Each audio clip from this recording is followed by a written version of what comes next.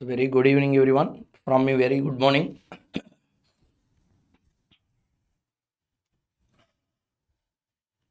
So assemble fast. We'll start. And for those who are asking for the CA final, from July 15th, the classes are going to start. Video was ready. Will be posted after this class. From July 15th, CA final AFM.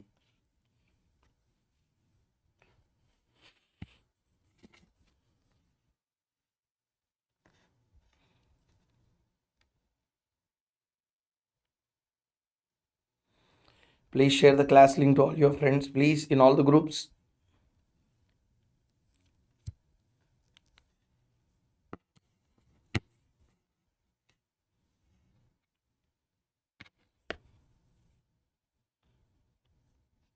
Audio and visual both are clear, everyone. Both audio and video both are clear.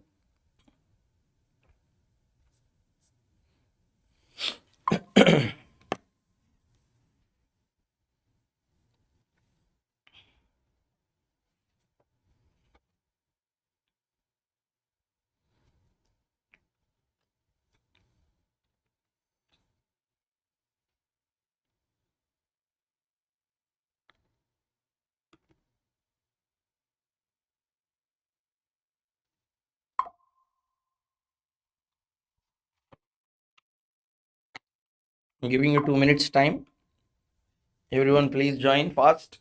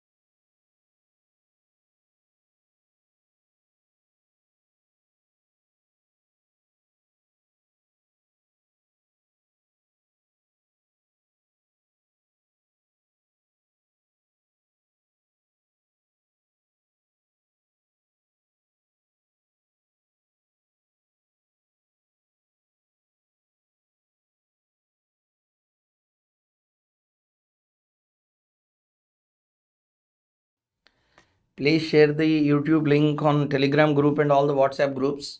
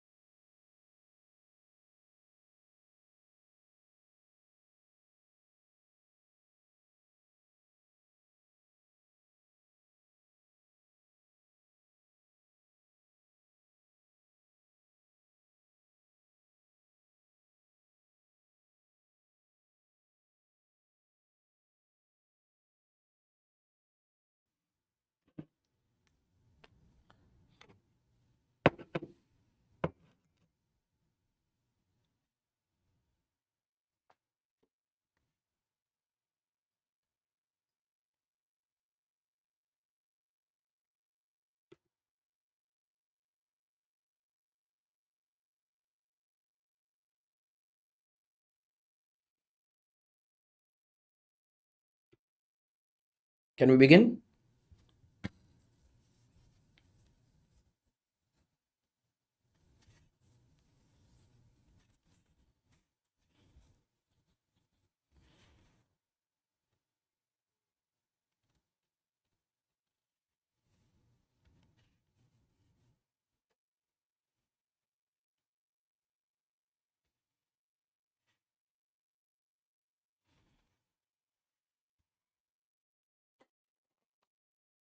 So,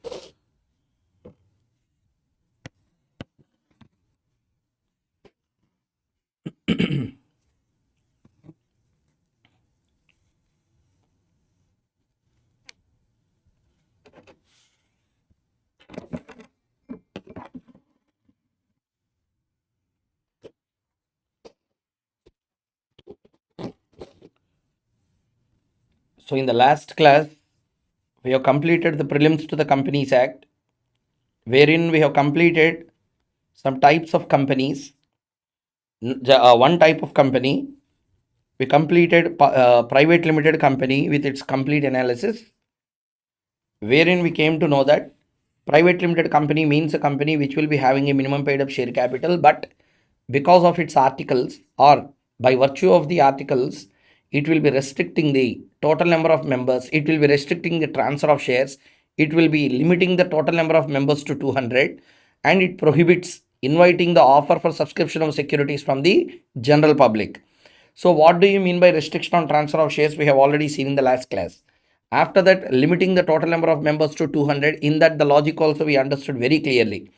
In that number 200, the number which was given there, in that 200, certain people will be excluded. Present employees, past employees who became the members while they were in employment, and joint members will be treated as a single member. So this is what we have done with the analysis on private limited company.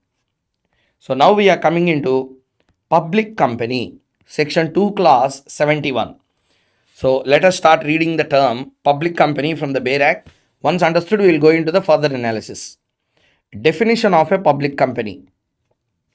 Public company means a company. So same like a private company, public company also should be a company first, which is not a private company, and along with that, minimum paid up share capital requirement is mandatory. So what we have to understand, public limited company is not defined separately. Any company which is not a private limited company will automatically be termed as a public company. I repeat one more time. Any company which is not a public company will automatically become a private company. Like this, they did not tell. Any company which is not a private limited company will automatically become a public company. So, articles clearly you need to include restriction, limitation, prohibition.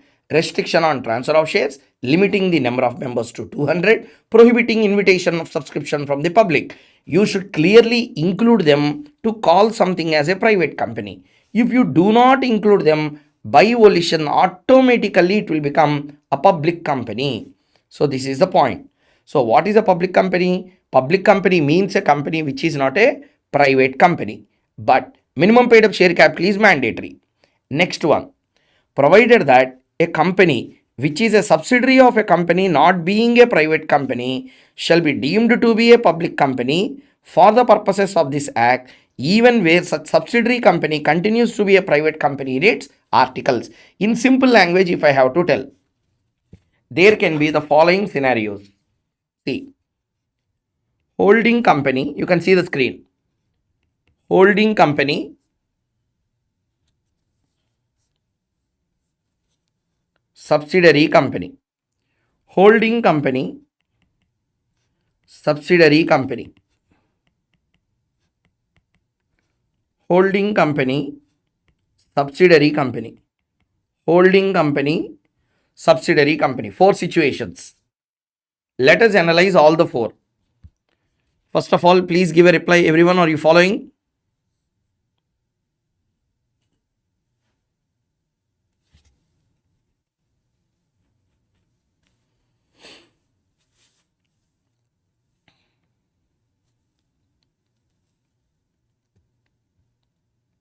Okay.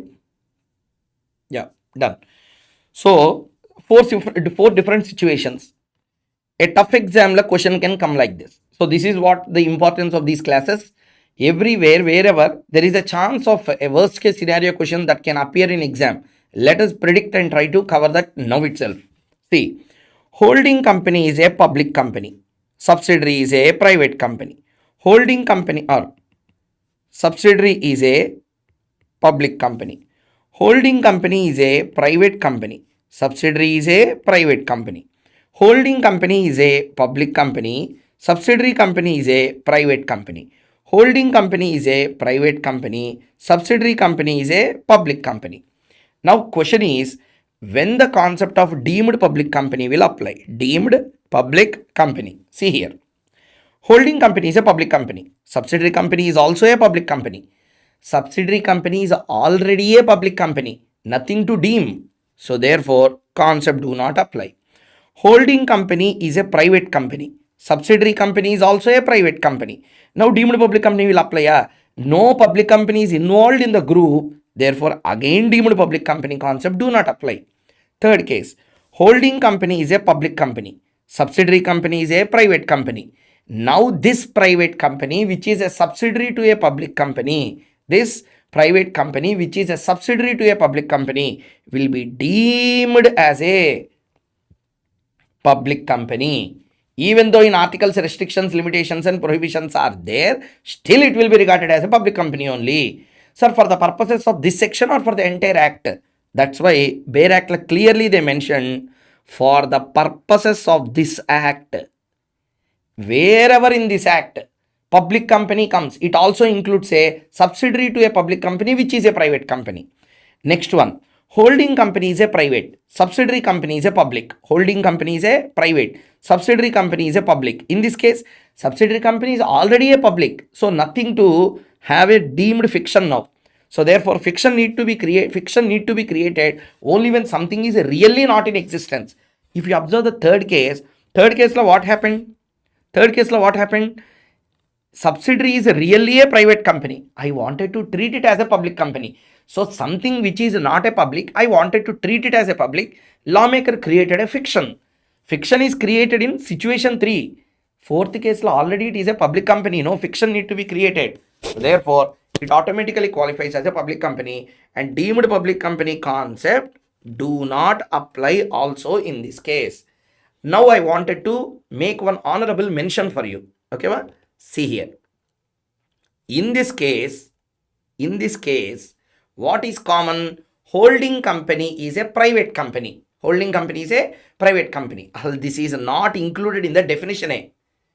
That's why see, provided that a company which is a subsidiary of a company not being a private company. Therefore, a private company, if you are a subsidiary, that case is not covered by the definition. So, definition covered this and this.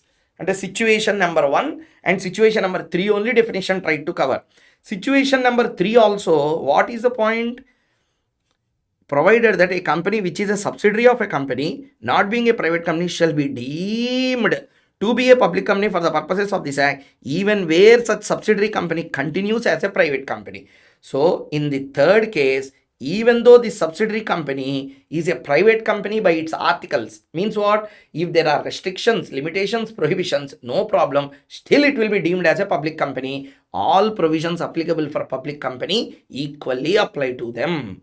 So now a reply from all of you. Did you all understand the definition of a public company?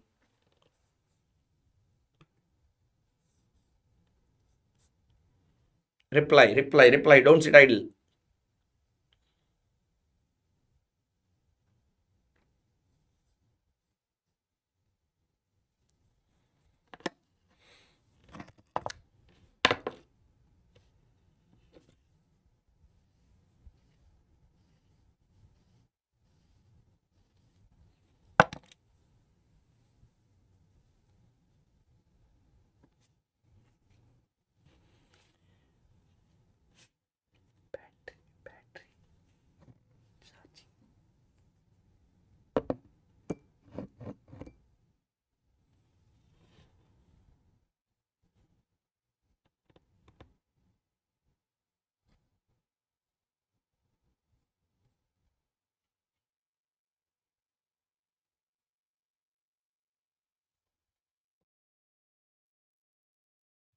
Okay, done.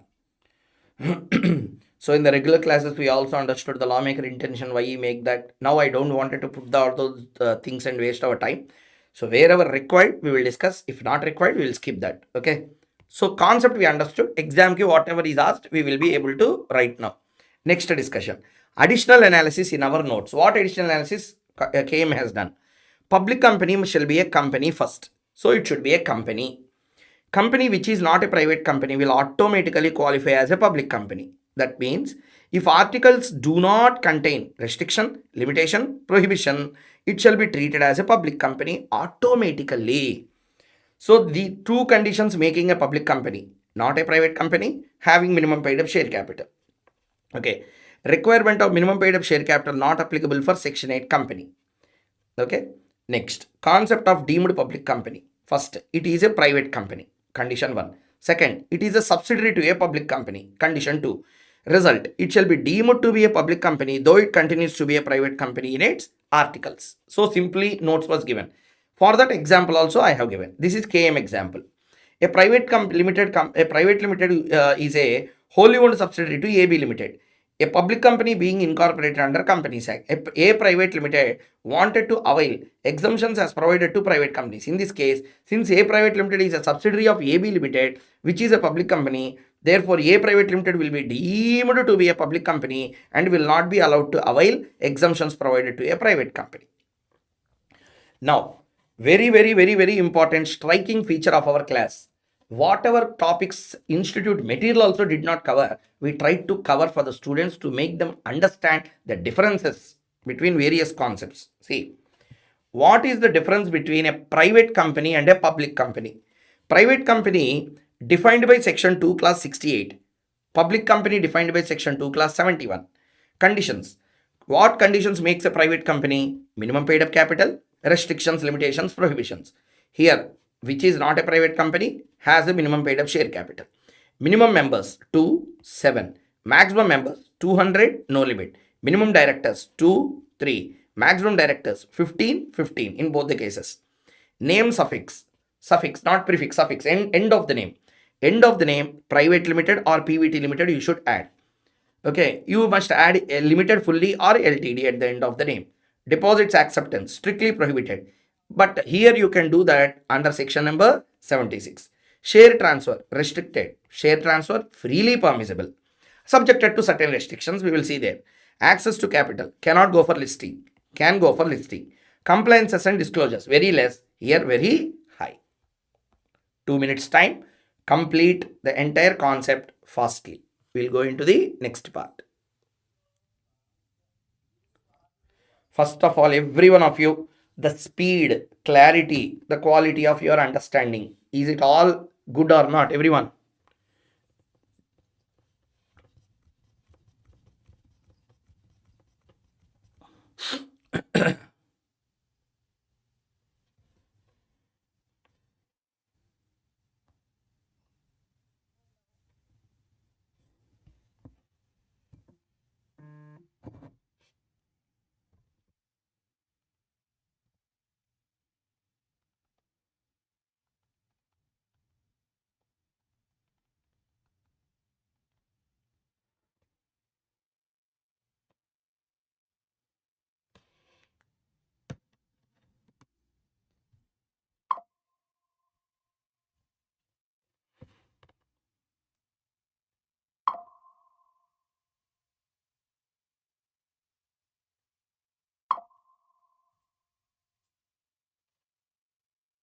Okay. So please also read the differences for a minute. Once you complete, we'll go into the next part of the definitions.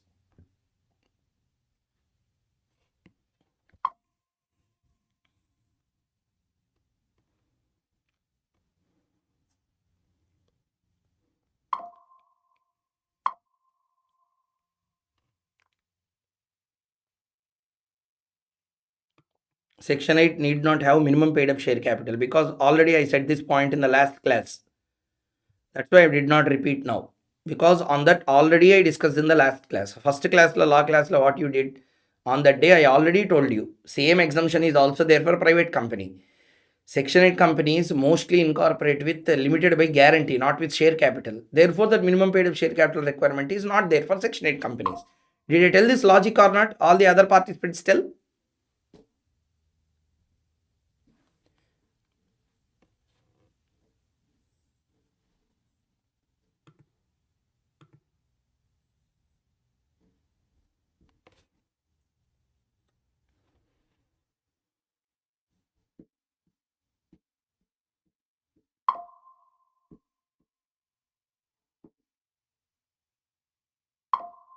Okay. So, next. No problem, but just I am confirming myself whether that point was discussed or not. Okay. Next. See here, we have now completed private company, public company definitions. Over. Okay, what? Next case. Next case. See, like this, if you follow material properly go in the flow, 70 plus in the law paper is very, very easy. Properly, you have to follow every day without fail. Okay, or else we will fail. As simple as that. So, let us now begin with next other types of companies. Okay, well, let us start. One person company. One person company. Small definition, 2 minutes discussion. See, one person company la, there will be only one person as a member. One person as a member. So, who is that one person? Individual, HUF, AOP, BOA, firm, company, society, cooperative society. Who is that? That all discussions we will make in chapter 2 incorporation, because in incorporation chapter we have a separate discussion on one person company. Around 1 hour I will discuss there. All the points in one person company we will see there. Every nook and corner we will cover in one person company there in chapter 2 incorporation. So therefore I am not going to discuss anything now. I am going to only visualize the definition of a one person company. Okay, let's visualize this way. There is a sole proprietor concern. Sole proprietor concern, there is only one person. There is a company also with a one person. Means he will be the person who will be managing everything. Clear? He will be the person who put the capital. Such a kind of company where there is only one member, we call it as a one person company. Please don't be under a wrong impression. One person company, like directors also should be one. No, there is no such logic. Restriction of that one is only on the members, not on the directors. There can be thousands of employees. There can be tens of directors. Restriction of that one is only on the members, not on directors. So, one person company means a company first, which has only one person as a member. So, by nature, one person company is what company? Private company. Who said that? Private company only said that. Where? Let me go back.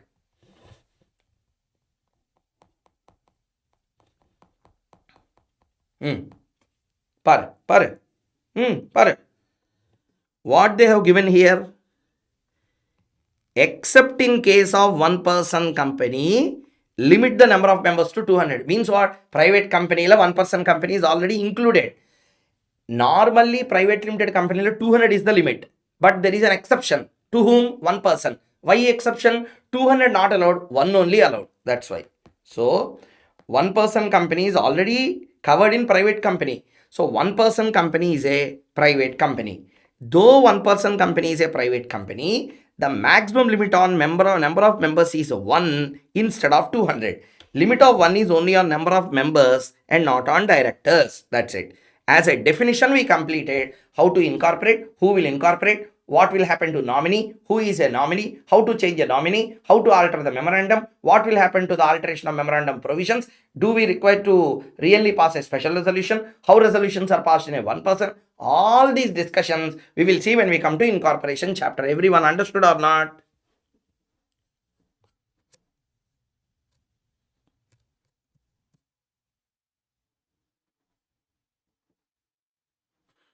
Reply, sir. You should fastly reply. I will proceed further. That's it. Fastly, we have to complete the chapter.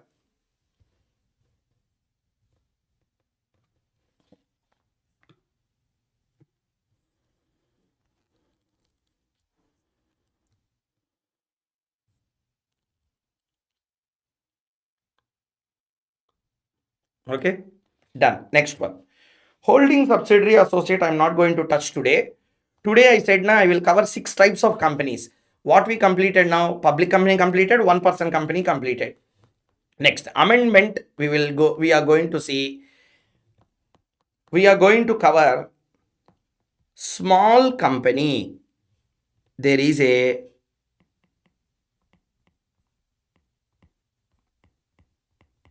amendment to this. Okay, applicable for your exams. Definition of a small company. Definition of what company? A small company. Small company means a company other than what? Other than a public company. Okay.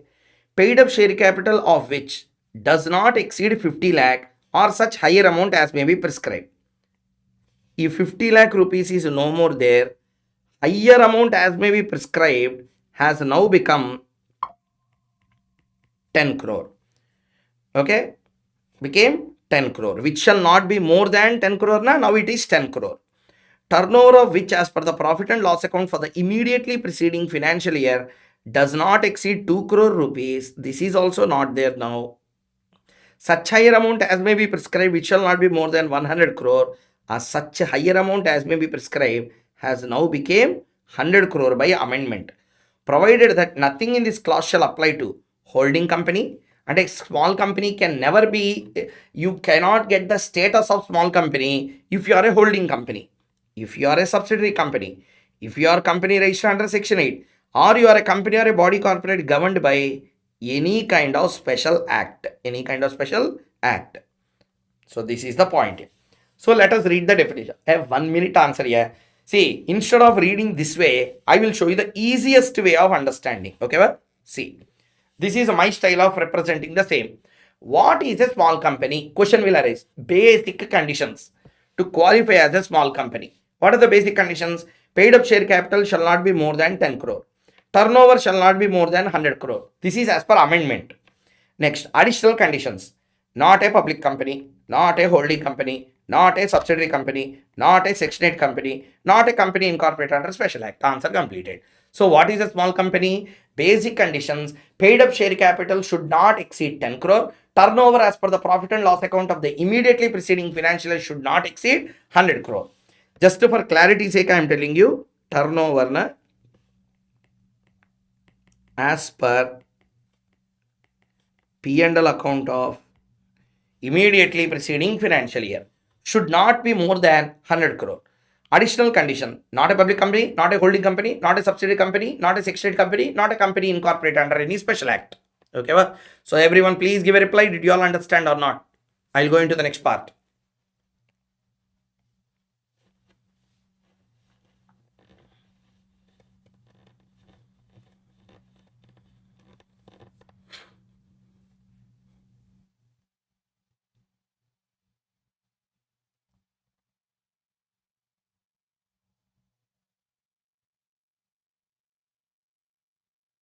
Okay, exam it is enough if you write the additional analysis. They will give you full marks, because additional analysis we are not going to leave anything. We are just simplifying the bare provisions. Okay, well, sorry, anyway. So here I have given one illustration. I say illustration. See, H Limited is a holding company of S Private Limited. As per the last profit and loss account for the year ended 31st March 24, S Private Limited, its turnover was 1.5 crore. Paid up share capital was only 40 lakh. Since S Private Limited, as per the turnover and paid up share capital norms, qualify the status of a small company, it wanted to be categorized as a small company. No, you cannot be. Your turnover is less than 10 crore. 100 crore. Your paid up capital is less than 10 crore. I understood. But you are a subsidiary company. S Private Limited is a subsidiary company. See, H Limited is a holding company. S Private Limited is a subsidiary company. Just now what we read, a private company which is a subsidiary to a public company, a private company which is a subsidiary to a public company shall be deemed to be a public company for the purposes of this act. So this is not S Private Limited, it is S Limited. Okay, so this will disqualify to become a small company because of two reasons. Number one, you are a subsidiary. Number two, you are a public company. So it wants to be categorized. S Private Limited cannot be categorized as a small company because it is a subsidiary of another company. Subsidiary of another company, okay. and it is also a public company, a deemed public company, you cannot be regarded as a small company. Did you understand the illustration clearly? Yeah? Everyone?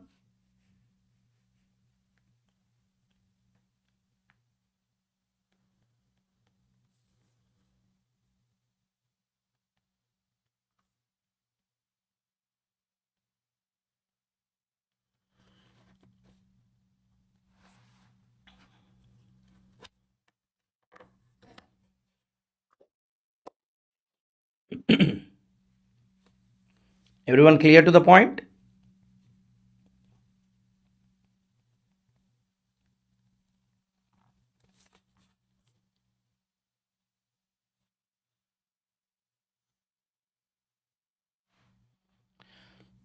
Why you are asking same question again and again? Yeah, my health is okay. What's the problem? But I woke up just 1 hour before. That's it, 1.5 hour before. Here the problem is, uh, once I was in US, actually I am addicted to coffee. Without coffee, I cannot live. But here, what is the problem? Coffee means here black coffee. I like it, but most of the times it is cold brewed. Means they will put ice inside that. So because of that, I'm having mild fever every day. I'm having liters of coffee. So that's why throat infection. No problem. Remaining everything is going as per plan.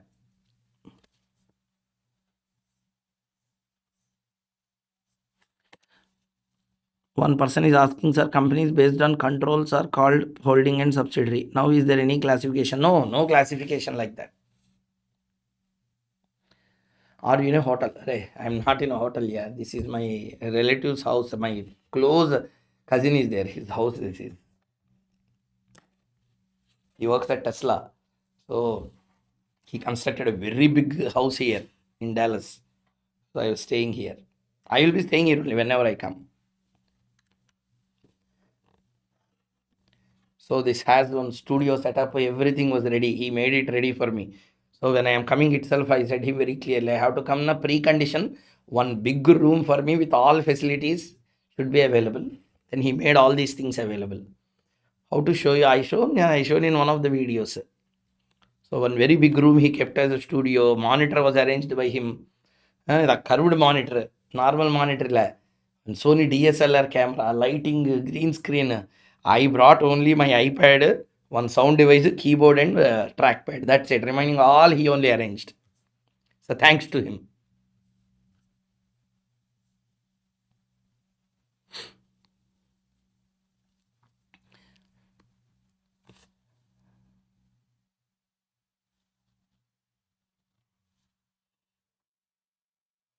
I can understand, Mahesh. Yes, I saw your message. Stream games, I don't play games, Raja. Enough. These are itself are games. DT and FM question bank will be available in 2 days. Okay, well, sir. Anyway, let us continue with the remaining part. So, what we completed now? We completed public company. We completed one-person company. We completed small company. As per our target today, we have to complete another 3 types of companies. Okay, well. So, another 3 types of companies. I will cover section 8. Section 8. Section 8 discussion we will make in incorporation chapter. Understand what is a section 8 company. Companies incorporated with charitable objects. Section name, section number is 8. So, abstract of section number 8.1. There are 3 conditions that are required to be satisfied to be treated as a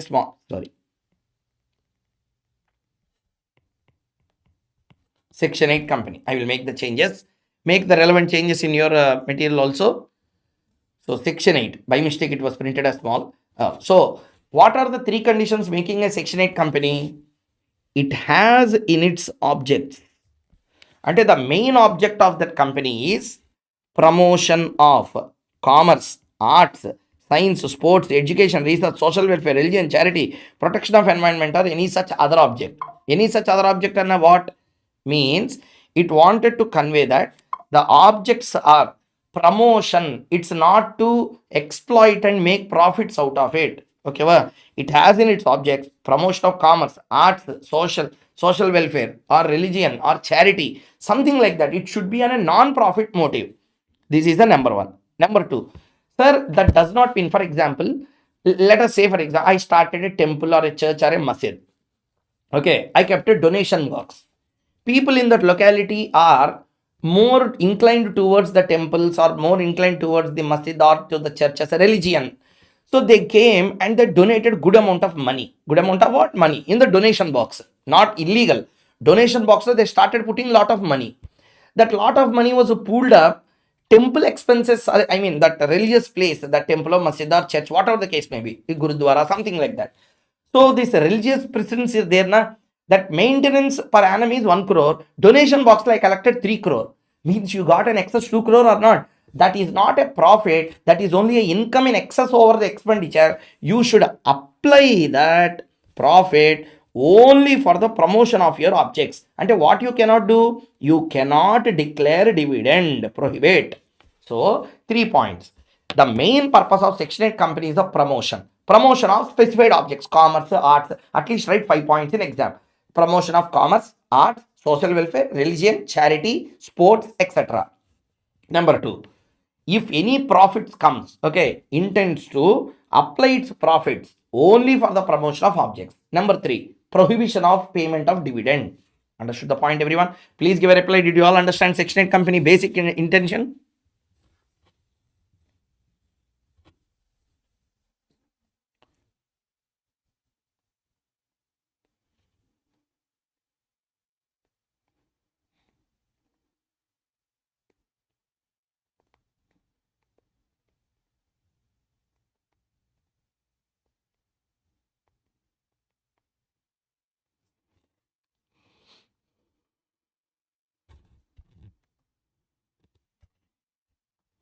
Okay.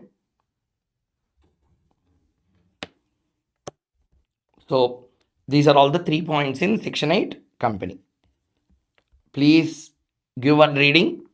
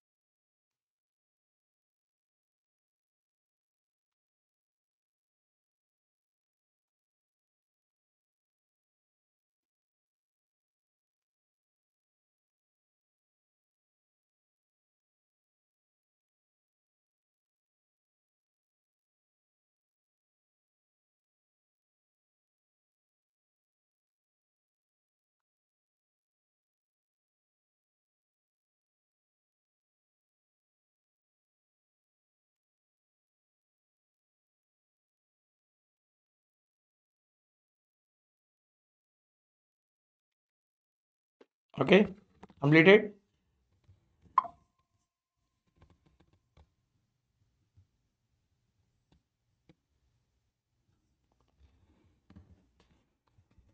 Okay, next. So we have now completed the concept of small company. So what are the companies we completed? Private company, public company, one person company, small company, and next one is Section 8 company. We have 2 more companies today to cover. Let us start doing them. See, for government company, I have created one very good illustration for you to make you to understand how government company has to be actually understood. Okay, well, let us begin.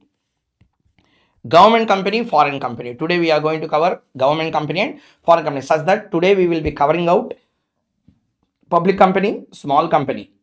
Okay, public company, small company, Section 8 company, government company, foreign company, and one person company. These are all the various things that we are going to cover in the today's class. So let us begin. What is a government company? What is a government company? Let us start.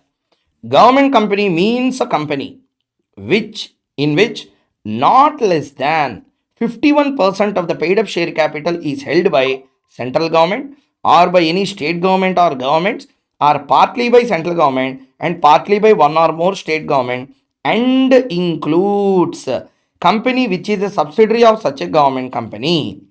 Explanation. For the purposes of this class, paid up share capital shall be construed as total voting power where the shares with differential voting rights have been issued. This point I will discuss in section 43, subsection number 1, rule. Okay, because there is a separate discussion in share capital chapter with regard to a topic called as differential voting rights. There we will discuss about it in detail. At that time I will bring this point back. So now this is not the time to learn what it is. Okay, when we come there I will discuss clearly, but before going into that I want you to learn what is a government company. Just to give a reading, we will go into the further analysis. 1 minute time to read the bare provision. Start reading it, please don't waste the time. See, at least in YouTube live na, I can understand. People will come, people will go. Once the app starts now, I'm telling you very seriously. Once you are out forever.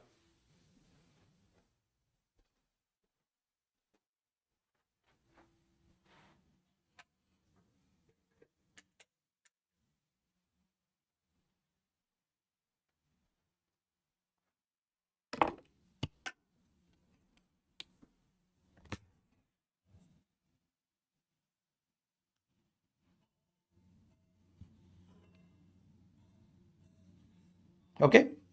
Done. Now let us come to further discussion. See here. Additional analysis. See, Bayer Act law, what they said, government company means a company in which not less than 51%, not less than 51% of what paid up share capital is held. Held means owned. By whom? Central government, state government, or combination of central government, state government. That is one way. Another way includes means what? It also includes government company means government need not hold, central government, state government combination need not hold. Sometimes there is a second easiest route also to become. What is the easiest route? Subsidiary of such a government company automatically qualifies as a government company. So there is a hard rule, there is a fast rule. What is a hard rule? Government should invest 51%, either central or state or combination should invest 50%, 51% in your capital. That is one hard rule. Fast rule. What is the fast rule? Once there is a government company already, if you are a subsidiary to that government company, automatically you will become a government company. So you can become a government company in two possible ways. Number one, hard rule. Second one, fast rule. So it's a hard and fast rule. Yeah. So let us see what is this hard and fast rule. Additional analysis. Government company must be a private or a public company first. In that private or public company, if government holds minimum 51% of paid up share capital, will be termed as a government company. Government means what? Either central, state, or partly CG, partly by SG and SG or SGS. Means central government, state government or governments, or central government and state government or governments. That's what I have written. A company may become a government company in two ways, namely through government holding. So either government should hold 51 or by becoming a subsidiary to an existing government company. When you are reading the second point, you understand one discussion here. I will show one illustration. Through that I will make you understand. Subsidiary to a government company is a government company and it need not be wholly owned subsidiary. Subsidiary is enough. Two or three governments holding can be aggregated, but two or three government company holding cannot be aggregated. Sir, what is this point? For that only we are going to do illustrations in a detailed format. Okay, before that, read the additional analysis for a minute or two. Please read the additional analysis notes.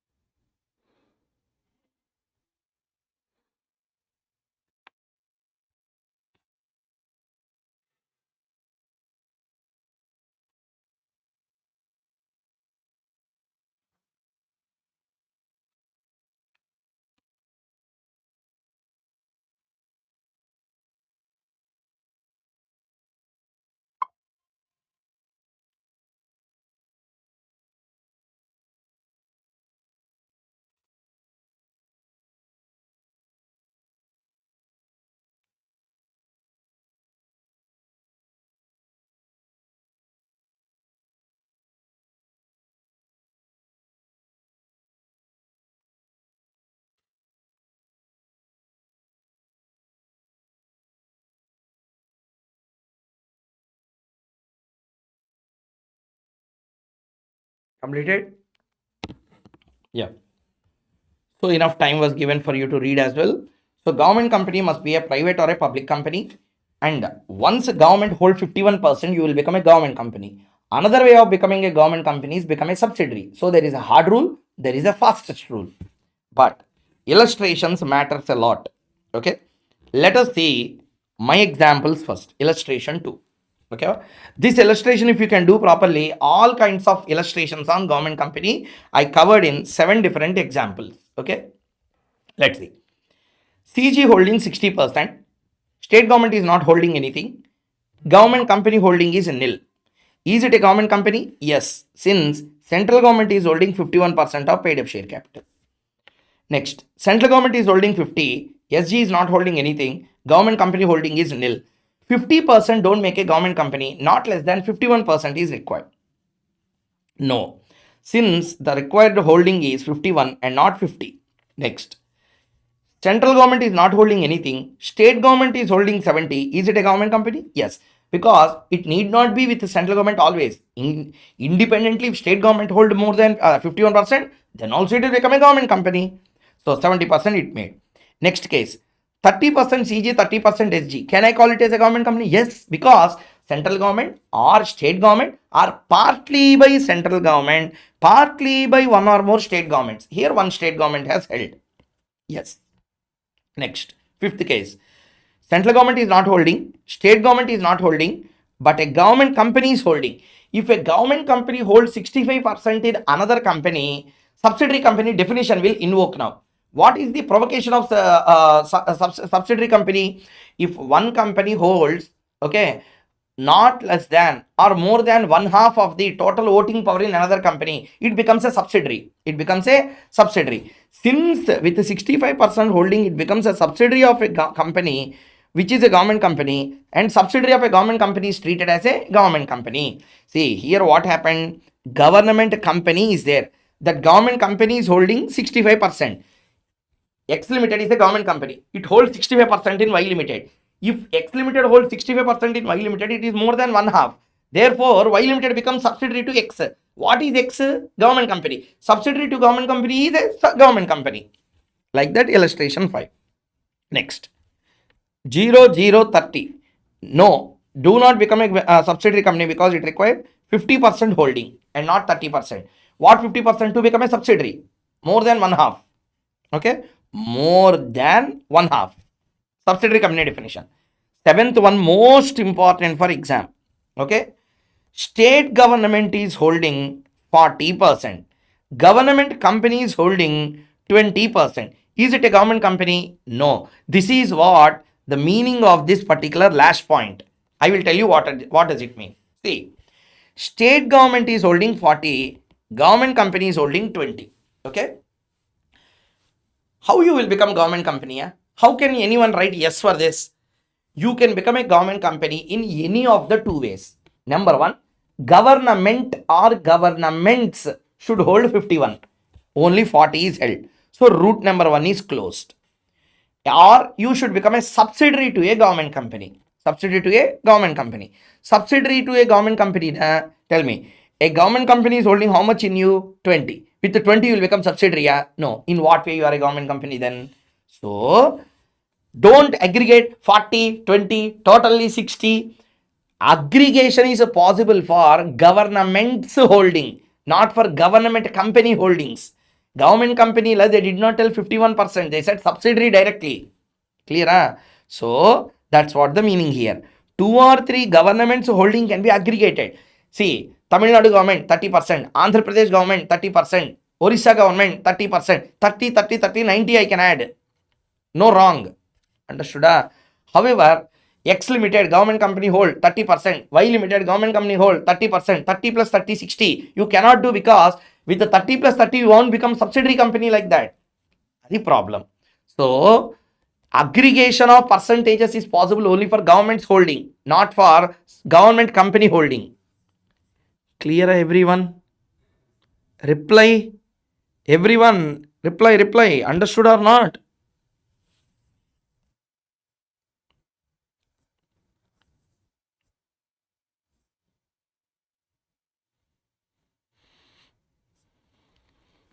Yeah.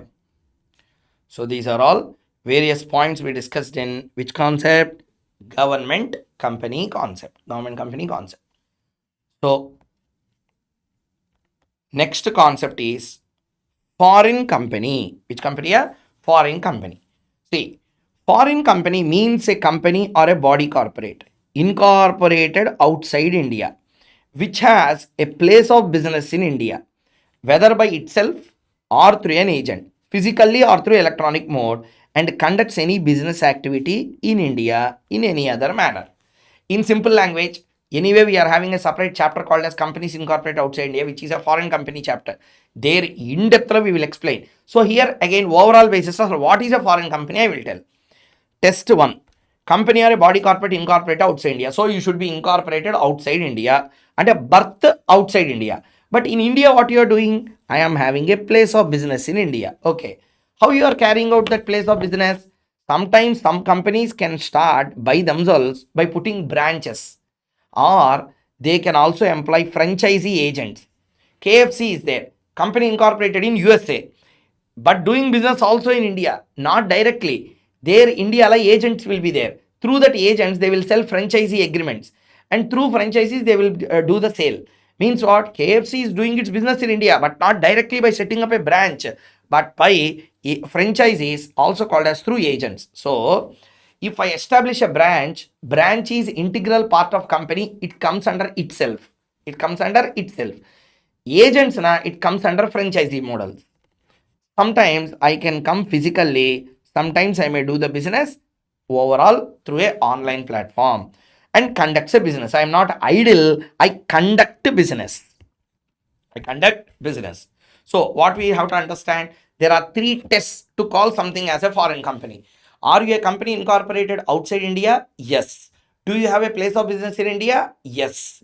Are you idle or doing conducting business? I am conducting business. Yes. So all the three conditions satisfied now, you are treated as a foreign company. But how that place of business can be? Either I can come myself as a branch, or franchises through agents, whether it can be physical business or it can also be electronic mode. Clear? Now important point. A company incorporated in India can never be regarded as a foreign company even when all the shareholders are foreigners. A company incorporated outside India, not having a place of business in India, cannot be regarded as a foreign company. And what is important? Company incorporated outside India is not important. It should have place of business in India to call it as a foreign company. More about foreign company will be discussed in chapter number 23, companies incorporated outside India. We will discuss there. Okay. So overall idea of a foreign company, the basic view we understood here. Okay. 1 minute time. Once you complete, the most important cinematic definition, managing director is going to start. Okay.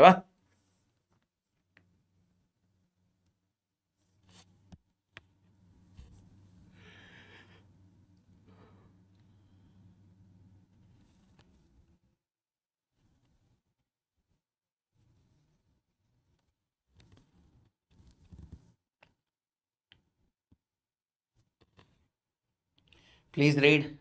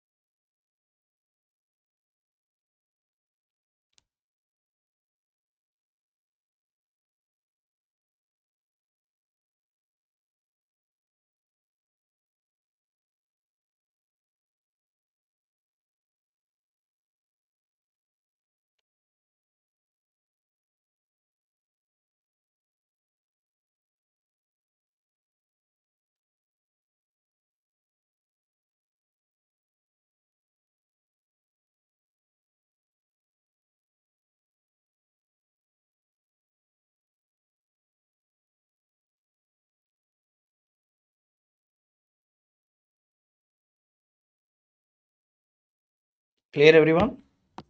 Completed?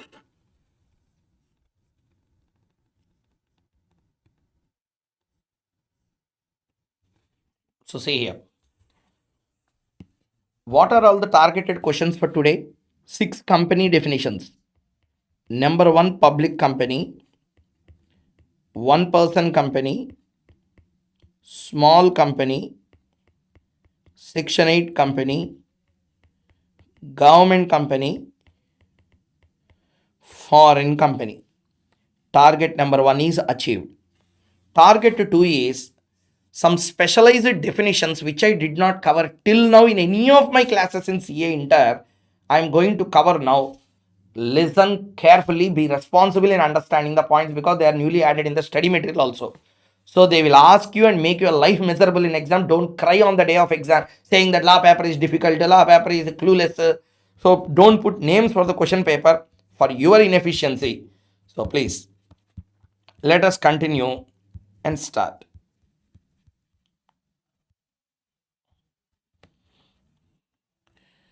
So first everyone assemble properly, come live.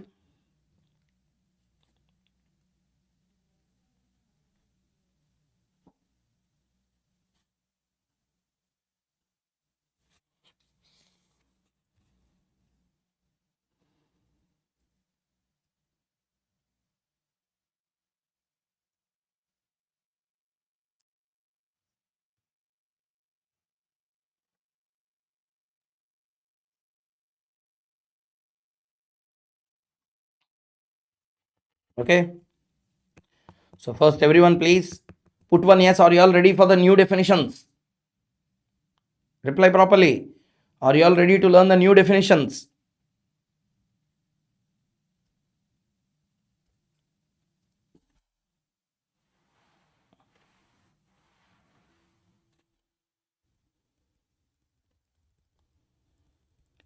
Yeah.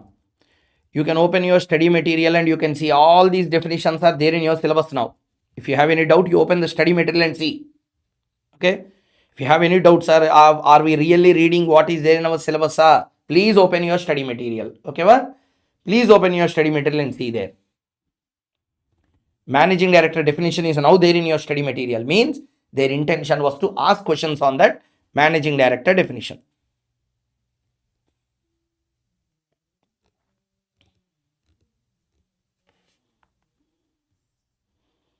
Okay, what? Let us begin. See, there are 7 definitions, 6 or 7 definitions which are extremely important added to the study material. Students have to learn them. Number 1, total voting power. Connected definition number 1, total voting power. Next, paid up share capital means what? Turnover means what? Because in so many sections, paid up share capital 10 crore, turnover 100 crore, like that they will tell what is paid up share capital, what is turnover. They can ask question on that in the next coming exam. Rather than asking you 10 crore, 100 crore concept, they will give some data and tell you tell whether turnover is crossing 100 crore or not. That's all. Gone. Question. 4 marks gone. So that's why be cautious. Next, who is a director? What do you mean by board of directors? Who is an officer? Okay. Who is a managing director? Who is a manager? Who is a KMP? Who is an officer in default? Okay. How many definitions? 10 definitions here, not 7 or 8. 10 definitions are there which are new for us. Okay. I am going to cover for you specially in these classes. We are going to discuss all these new definitions. If you listen, very good. If you do not listen, get ready for institute to slap on our face again. Okay. No, sir, I am accustomed to do that means okay. Very good. All the very best. If you want to be successful, listen completely, be cautious, take reasonable care, attend live every day, complete everything. If I do not teach anything, you question me. Okay, but if you are not listening anything, don't throw the blame on me. Okay, what? So let us start. What is the definition we are going to start? Managing director. If there is any doubt on applicability, please, everyone, you can go to our institute study material. Okay, institute study material. I don't have my laptop here. Just a minute, wait. Let me share with you the study material if I have with me.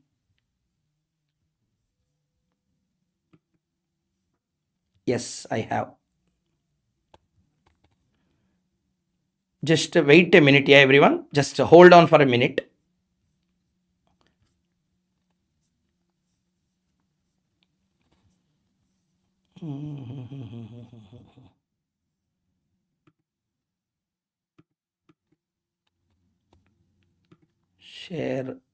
Share to iPad. It will come now. Par.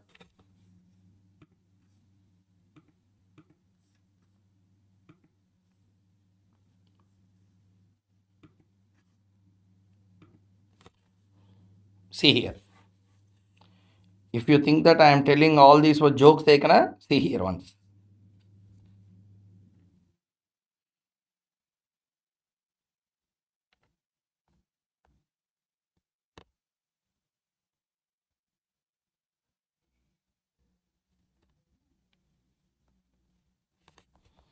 Preliminary study material I opened here. New latest study material for May 2026 exams.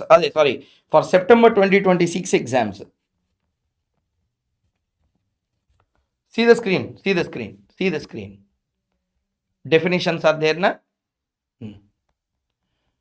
What I am discussing now, what are all the 10 definitions I am showing here, I will show you. Okay, na? All 10 definitions. Voting power you keep away. First, paid up share capital.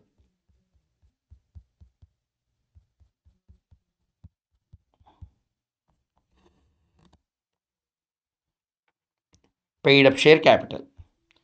Next, turnover.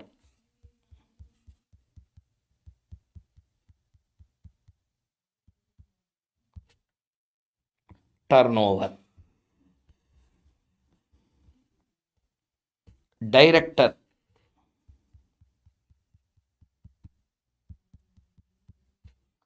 Director.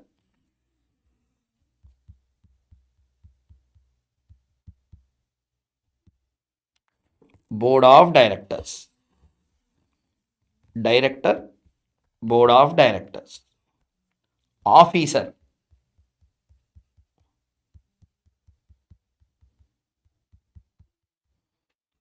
Officer. Officer in default. Officer in default ki example also they have given.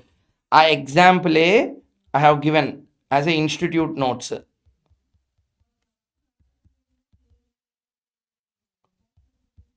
See, ICA example. In a company, default was committed. In a company, default was committed. Since we don't have a habit of reading study material, wherever examples are there, I kept in my material as it is. And I given enough credits to ICA also. I did not take any credits on that. Okay. So, officer. 2 class 54. Our main hero of the today's discussion. See how much big definition they have given. From here they started till here they end. Managing director definition means they will ask in the coming exams. When they kept that in syllabus, why Kaushik Mukesh will leave? We have done post-mortem. Bits and pieces ki cut. Okay, whatever question they can ask. Now we can challenge the ICA. Next, manager definition. Manager definition.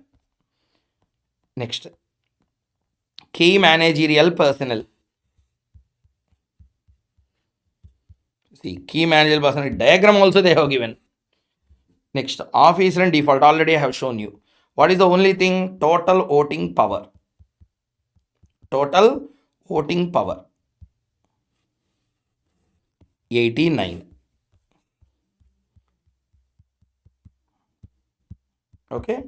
Total voting power 89. Total voting power section 2 class 89. But what good we have done na? Total voting power they have given like this. Okay, but they are asking questions in exam. How to make it the student to understand it? So I have done again post-mortem. So definition, institute material, this is there. Additional analysis, difference between total voting power and total share capital. I have given a very, very big analysis. You can see. This all we will discuss when we come there. Okay, well, I created one example. This is what example I created. Since study material, there is nothing. First of all, do you understand the importance of this class, everyone? And do you believe that whatever we are discussing are there in the syllabus? I'm talking to you.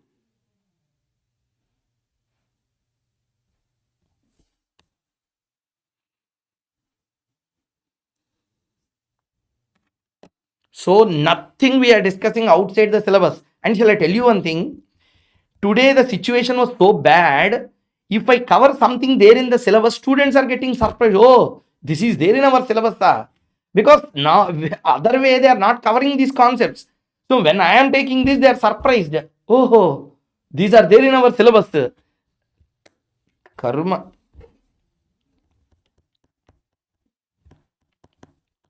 What is there in the syllabus if you cover now, that's a surprise today.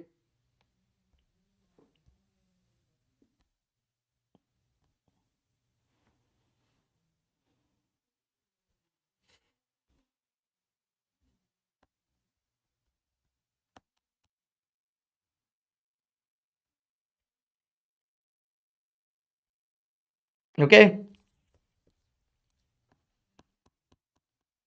Sir, let us now start with managing director definition. Another definition here, managing director definition. Okay. First of all, everyone tell me, are you all ready for, are you all ready for law? And immediately after that, FM is also, sorry, DT is also starting today. Okay. Are you ready for that?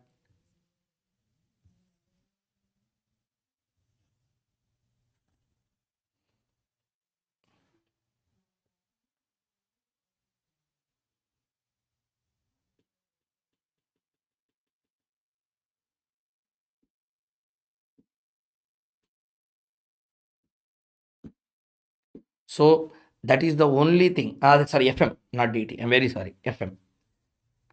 Very sorry, very sorry. FM. By mistake, I said DT. Okay. Schedule is also ready. I will share with you. Okay. FM, we are going to start. See, the only thing that you need to keep is I am asking you 3 hours time every single day. I'm not asking your whole day time. Even I don't have that much time. Okay. So in the time available, I am also seeing all the places here. Tomorrow I'm going to NASA after your class only. Morning na here. After that, I'm going to NASA tomorrow. So even I don't have that much of time, but 3 hours I dedicated completely to you means that 3 hours you should also sit in live, complete the two subjects. Yeah. See, 1 hour we have completed already 6 definitions and we are coming to one very big definition also. Okay. So what's your problem? Yeah, you should be very cautious. Na? My exam is on 21st. 21st to 22nd exam. NASA normally, I'm near Houston only now. Dallas and Houston will be hardly how much the gap? 3.5 hours journey, 400 kilometers. So 3.5, 3 hours journey max. So no problem, we can go. So I just wanted to see NASA. NASA, there is an exhibition now going on. So normal public can also visit. So that's why I'm going to NASA. That SpaceX, all these are kept for exhibition. So for that, and next I'm going to next week for exams. I'm going to California. California, la you saw na GTA la there will be a road that is all shot in Los Angeles. So there only that California state la Los Angeles city la this all will. Exam is conducted in San Jose. San Jose means you know na Apple's head office is there. Cupertino. That Cupertino is there in San Jose. Do a vlog on NASA. NASA la cameras are not allowed. They will hit with the slipper if I take out the phone. That's completely what to say, camera free. You should not hold camera and go inside. Abba, only outside 2 3 things are allowed.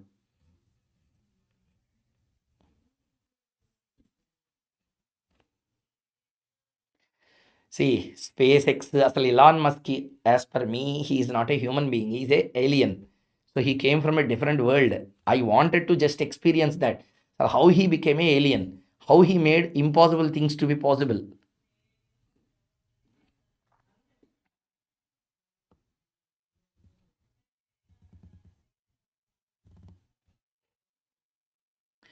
Sorry, let us begin now. Okay, va? So you should also grow big, explore all countries, make money. Okay, vlog countries, go to so many countries. That all happens if you qualify. Yeah. For that, we are all doing lot of exercise for you. If you are not concentrating, na, that's your mistake. Na, there is a chance for you to score marks. There is a chance for you to qualify. So you should do that. You should qualify. You should make money. You should explore countries.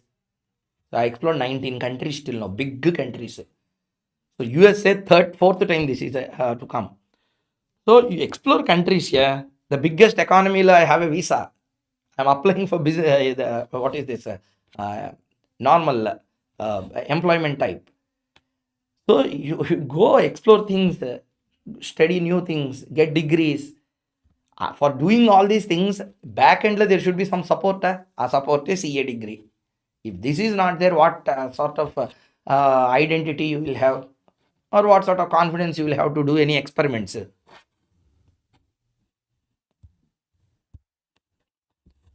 So do things. It was once upon a time, 20 years back, it was a dream for me. I should go to the world's largest economy.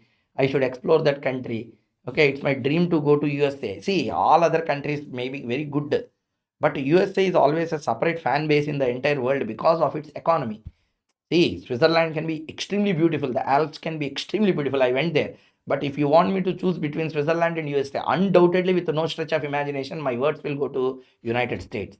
United States is a different level. The discipline, the way people work here, the way the economy works in USA, it's unbeatable. It's a 30 trillion economy. Why you are comparing with something which is not even a 3 trillion economy? So that's the point. Okay. So let us start. Continue. Managing director definition. I see here there are 10 definitions totally. In that 10 definitions, one very, very important observing definition is managing director definition. Let us try to understand who is a managing director. Okay, well, let us try to understand who is a managing director. Don't forget India. Right? Why you will forget India? Don't say other questions. I'm talking about comparison of economies, not Indian economy. Indian economy is going very well and it will also boost up in next coming few years. So anyway, let's come back. Managing director definition. Section 2 class 54. Let us first read the definition on a bare basis. Later we will go into further analysis. Okay, well, let's start. Managing director means a director who, by virtue of articles, agreement with the company, resolution passed in its general meeting or by its board of directors, is entrusted with substantial powers of management of affairs of a company and includes a director occupying the position of a managing director by whatever name called. Explanation. For the purposes of this clause, the power to do administrative acts of routine nature, when so authorized by the board, such as power to affix a common seal of a company to any document, or to draw and endorse any check on any account of the company in any bank, or to draw and endorse any negotiable instrument, or sign any certificate of share, or to direct registration of transfer of any share, shall not be deemed to be included within the substantial powers of management. This is the definition, which is sparklingly difficult to understand. Okay, read this first before we go into analysis. Please pay attention to the definition.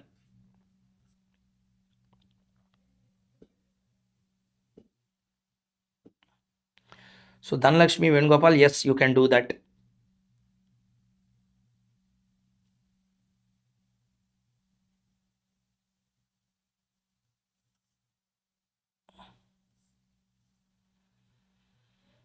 Shanmugh Priyan, I will. You can text me on my DM, so I will get it done.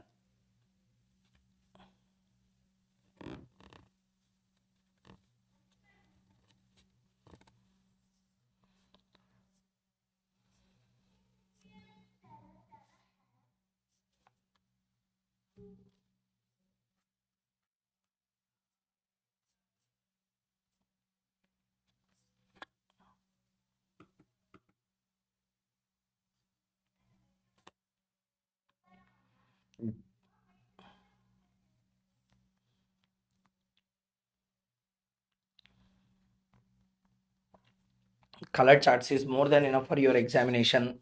Okay, these definitions were also added there. I will share this.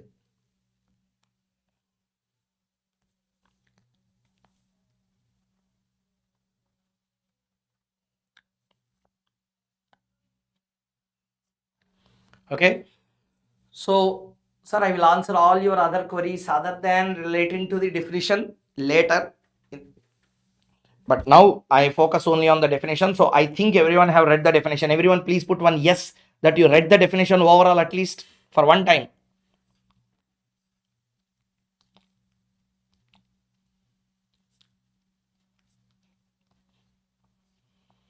DT question bank uploaded is a latest only. It's in WhatsApp groups. I will share it in Telegram.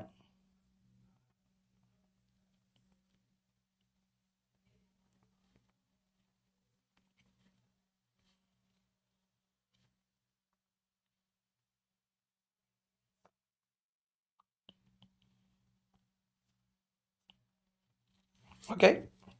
See. See here. So definition of managing director is a lengthy definition. First point number one. Okay. Today I will be discussing about managing director, main body of the definition. Next class we will read all other analysis and additional points also, such that any kind of worst question institute tries to coin to confuse you in exam, you will be able to answer it. Okay, well, let us begin. First one, who is a managing director? Let's read the definition in the Bare Act directly and try to decode the meaning. Managing director means a director. So very simple. Managing director must be a director first. Must be a director first. Means what? If you are not a director, you can't become a managing director. That is very simple. Next, by virtue means because of articles of a company. Number one, agreement. Number two, resolution in general meeting. Number three, resolution of board of directors. Okay, these four will entrust, means will give powers to the managing director with substantial powers of management, and includes a director occupying the position of a managing director by whatever name called. Okay, well, see here. Let us first read this part. Explanation part, other things we will discuss in the next class, and we will try to cover that with good amount of examples, and then we will go into manager definition, officer definition, officer in default, director, board of directors, KMP, all these other definitions we try to cover in the next classes. Okay, well? So first let us try to cover the definition of who is a managing director. Who is a managing director? Section 2, class 54. See, lawmaker in the provisions, this is not required now. Lawmaker in the section they said very clearly, managing director means a director who by the virtue of articles, agreement or resolution passed by the company in a general meeting or by its board of directors is entrusted with the substantial powers of management of affairs of a company, and includes the director occupying the position of a managing director by whatever name called. This is actually quoted in the Bare Act, section 2, class 54. Correct? So logic is very simple. Managing director must be a director first. And what do you really mean by that statement? Managing director means a director. What is the meaning of that statement? Managing director must be a director. And if you are not a director, you can never be regarded as a managing director. You can never be regarded as a managing director. Means, asal who is a managing director? Question will come. To become a managing director, you should be a director first. Okay. So, managing director means a director. Every director is a managing director. No. Director who is entrusted with substantial powers of management. Substantial powers of management. So, if you have substantial powers of management and you are also a director, then you will be called as a managing director. So, now question number one. I am a director.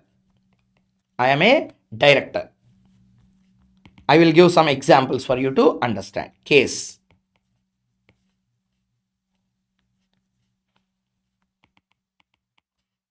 Case 1. I am a director. I am a director. I will do one thing. I am a person, not a director. Okay. Can I be an MD? Number two.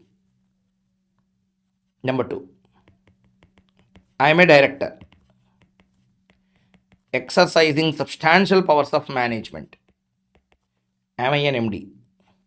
First answer. I am a person. Can I become an MD? I want to answer for the first question.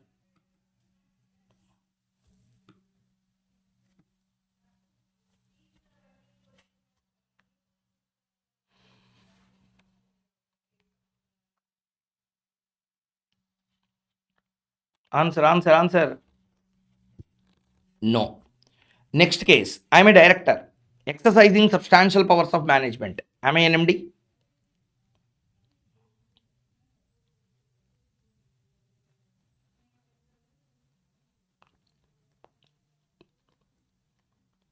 I am a director exercising substantial powers of management. Am I an MD?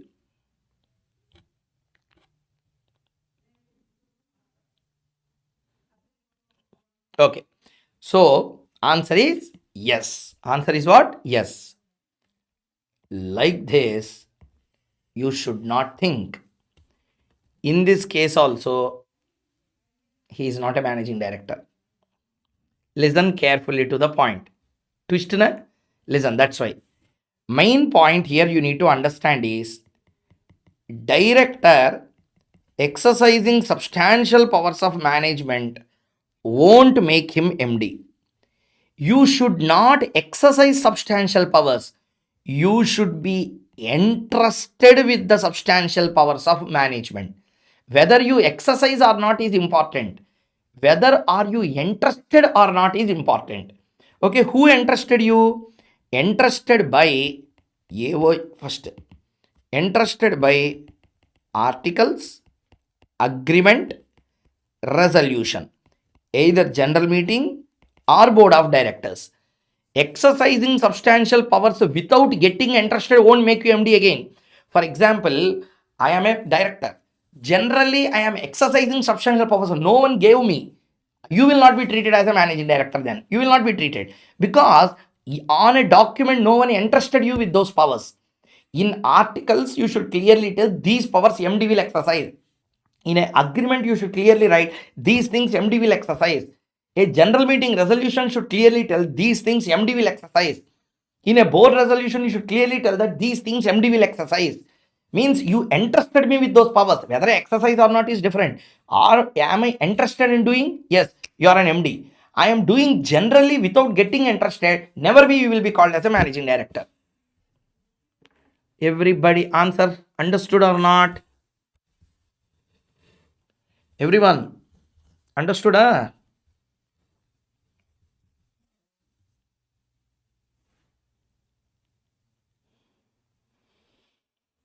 Much difference is there. So what is the point here?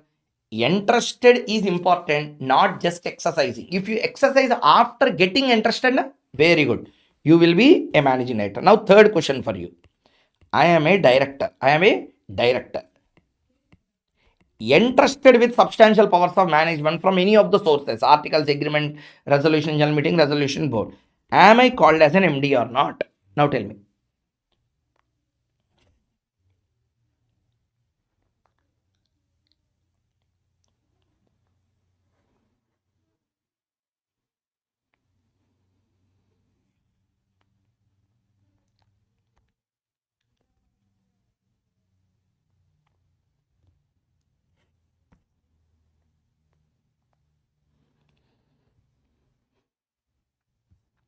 Okay. Yeah. So, MD. So, what happened? Director having substantial powers exercised through entrusted with substantial powers, then you will be called as an MD. Most of the times, what will happen? Directors will think that generally I can exercise powers and without entrusting they will do. They think that they are MD. No, you are not called as an MD. You are not called as a MD. Okay. Next, my next question. What is the difference between normal director and managing director versus What is the difference means? What you will tell? What you will tell? Yeah. What is the difference between a normal director and a managing director means? What will be your general answer for that question? I can tell you one answer. Do you know what it is? Director won't be interested with substantial powers. MD will be interested with substantial powers. So SPM is differing a director from a managing director. Correct? Substantial powers of management makes you managing director. Normal director will come to the meetings, share his knowledge, leave the company. But managing director sit in the company, sit in the management, substantial powers he will exercise, which are interested from articles, agreement, resolutions. Clear? So, what makes a director? What makes a managing director? Just if you are appointed as a director, you are a director. But managing director should not be just appointed as a director. You should be just appointed as a director and you should be attached with superpower called as substantial powers of management through any of the sources which we have listed already. Okay, wow. Up to here, everyone understood the point clearly? Everyone? Up to here, everyone understood the point clearly?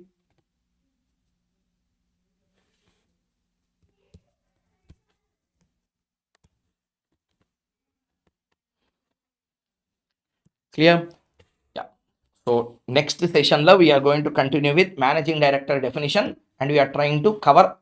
I promise you that next class we are going to cover all other definitions. Okay, va? All other definitions we are going to cover. 10 definitions I said na. MD definition we covered now. 40% covered, 60% still there. MD definition. Next class we will see that 60% first. Then we will go into other definitions fastly and we will try to complete all the definitions one after another. Okay, va? So take a gap of 10 minutes. We'll start with FM class. Please do not miss the second class ratios chapter. We are going to do some good amount of analysis on other ratios and start doing the questions. Okay, va? So mail everyone will receive. No need to ask me. You will all receive mail. In WhatsApp, I will create a group. In Telegram also, I will intimate once the mails are sent to all the students. Okay, va? You need not ask that question again and again. I will do that. Okay, va? So take a break and come. We are going to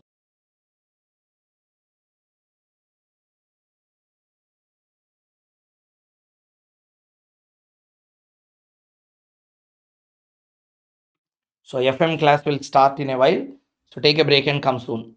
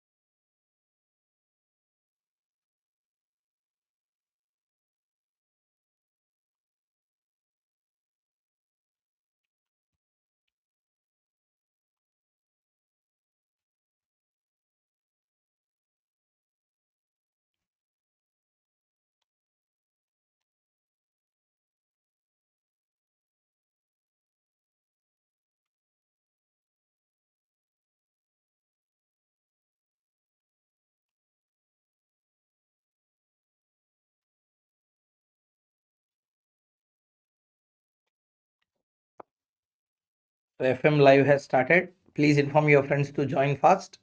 2 minutes, I will start with the class. Today we are going to complete activity ratios understanding. Then we will go to profitability ratios. After profitability ratios, miscellaneous ratios, and we will start with the questions. Okay. Please ask them to join the class fast.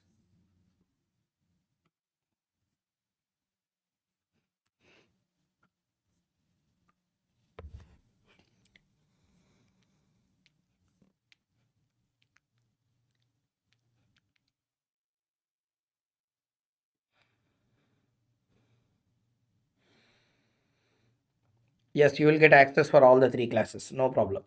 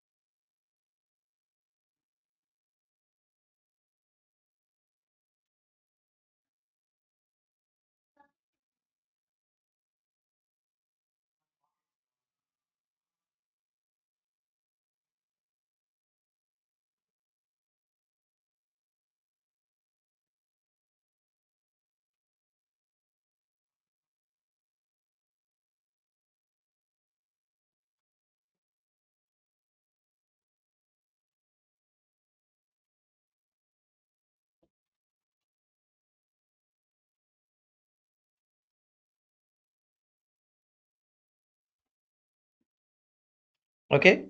So I think it's a good time to start now. Enough time given for you to reassemble back.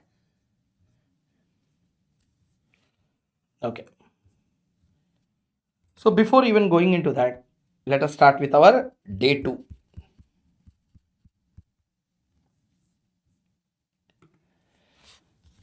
So today is the day 2 for the FM class. In this, we are going to complete all other activity ratios, and we are also going to cover up, once the activity ratios are completed, profitability ratios and some miscellaneous. Okay, let us start. First one, capital turnover ratio. Yesterday already we discussed about what is a capital turnover ratio. See here. You kept the heading na capital turnover ratio, turnover divided by capital employed. Normally, capital employed we will include every capital, but institute has taken assumption only long-term capital has been included. So from liability side, if you do, it will be debt plus equity. Debt na long-term debt. Equity share capital, preference share capital, reserves and surplus minus fictitious assets. Asset side, fixed assets plus current assets minus current liabilities. Okay. So this is what we have discussed in the last class. Okay, capital turnover ratio completed. Second one, fixed assets turnover ratio. Fixed assets turnover ratio. Listen, I will explain you the logic of this ratio, then we will start doing the formula. See, whenever you are having 100 rupees capital, you put that 100 rupees in 2 places. Number one, capital is employed in 2 places. Number one, you will employ that in a fixed asset. Number two, you will employ that in a current asset. Correct? Capital employed turnover ratio means what? Capital turnover ratio means what? Total turnover will be in the numerator. Capital employed will be in the denominator. Means what? For 1 rupee capital employed, how much sales you are generating is the target. Correct? Now my question. I don't wanted to know overall picture of a company. Two different places. What are the two different places I am putting the capital? I am putting this capital in fixed assets, also in working capital. Working capital and current assets. Correct? So 100 rupees I raised capital. I employed 70 rupees in fixed asset, 30 rupees in the current assets and net of current liabilities. That's called as a working capital. Current asset minus current liability is called as a working capital. So 30 rupees I am investing in current assets, 70 rupees I am investing in fixed asset. This is how my entire capital is being employed. Okay, va? Now the question is, how much fixed assets contributed to turnover, how much working capital contributed to turnover is the next discussion we are going to see. And what we are going to do, fixed assets turnover means turnover by fixed assets. Current assets turnover or working capital turnover means turnover divided by working capital. Turnover divided by working capital. That's the concept. Turnover divided by fixed assets, turnover divided by working capital. Turnover, another name is what? Sales. Sales by total fixed assets, sales by working capital. This is the meaning. Okay, va? So let's write down. First of all, I want one reply, everyone. Did you understand the idea behind the next two formula or not? Everyone.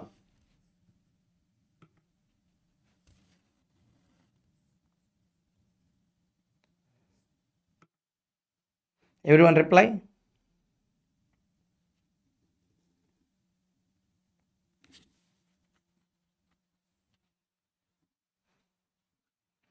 Did you all understand the concept clearly or not?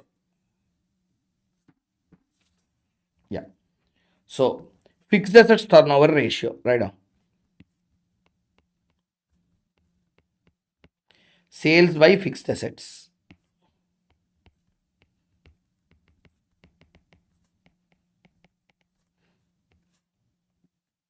Working capital turnover ratio. Sales by working capital. Same thing. Next.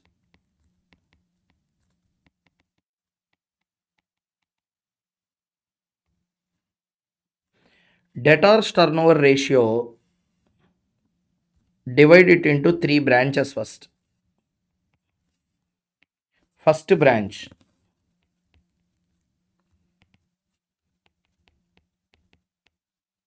Debtor based formula.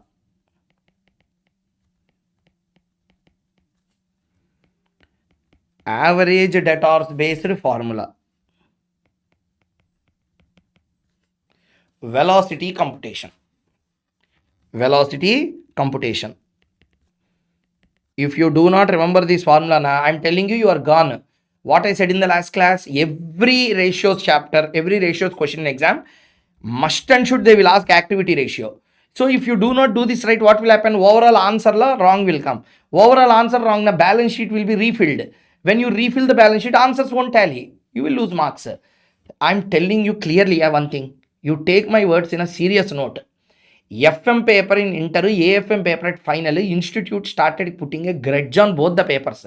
They are literally playing football with these two papers. If you are not concentrating, I'm really telling you, you are digging your own grave. At inter level, also at final level, you are cheating yourself. That's why time and again I am repeating the same. Even for law, I will not bother, but for DT and FM, if you are doing circus, you are cheating yourself. Okay? Because those are repeated in final and there they are finding it very difficult. So please listen carefully. Three types of formulas are there on debtors here. Okay.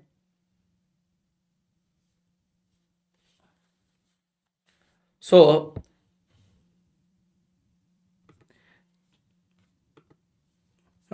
see, debtors turnover ratio.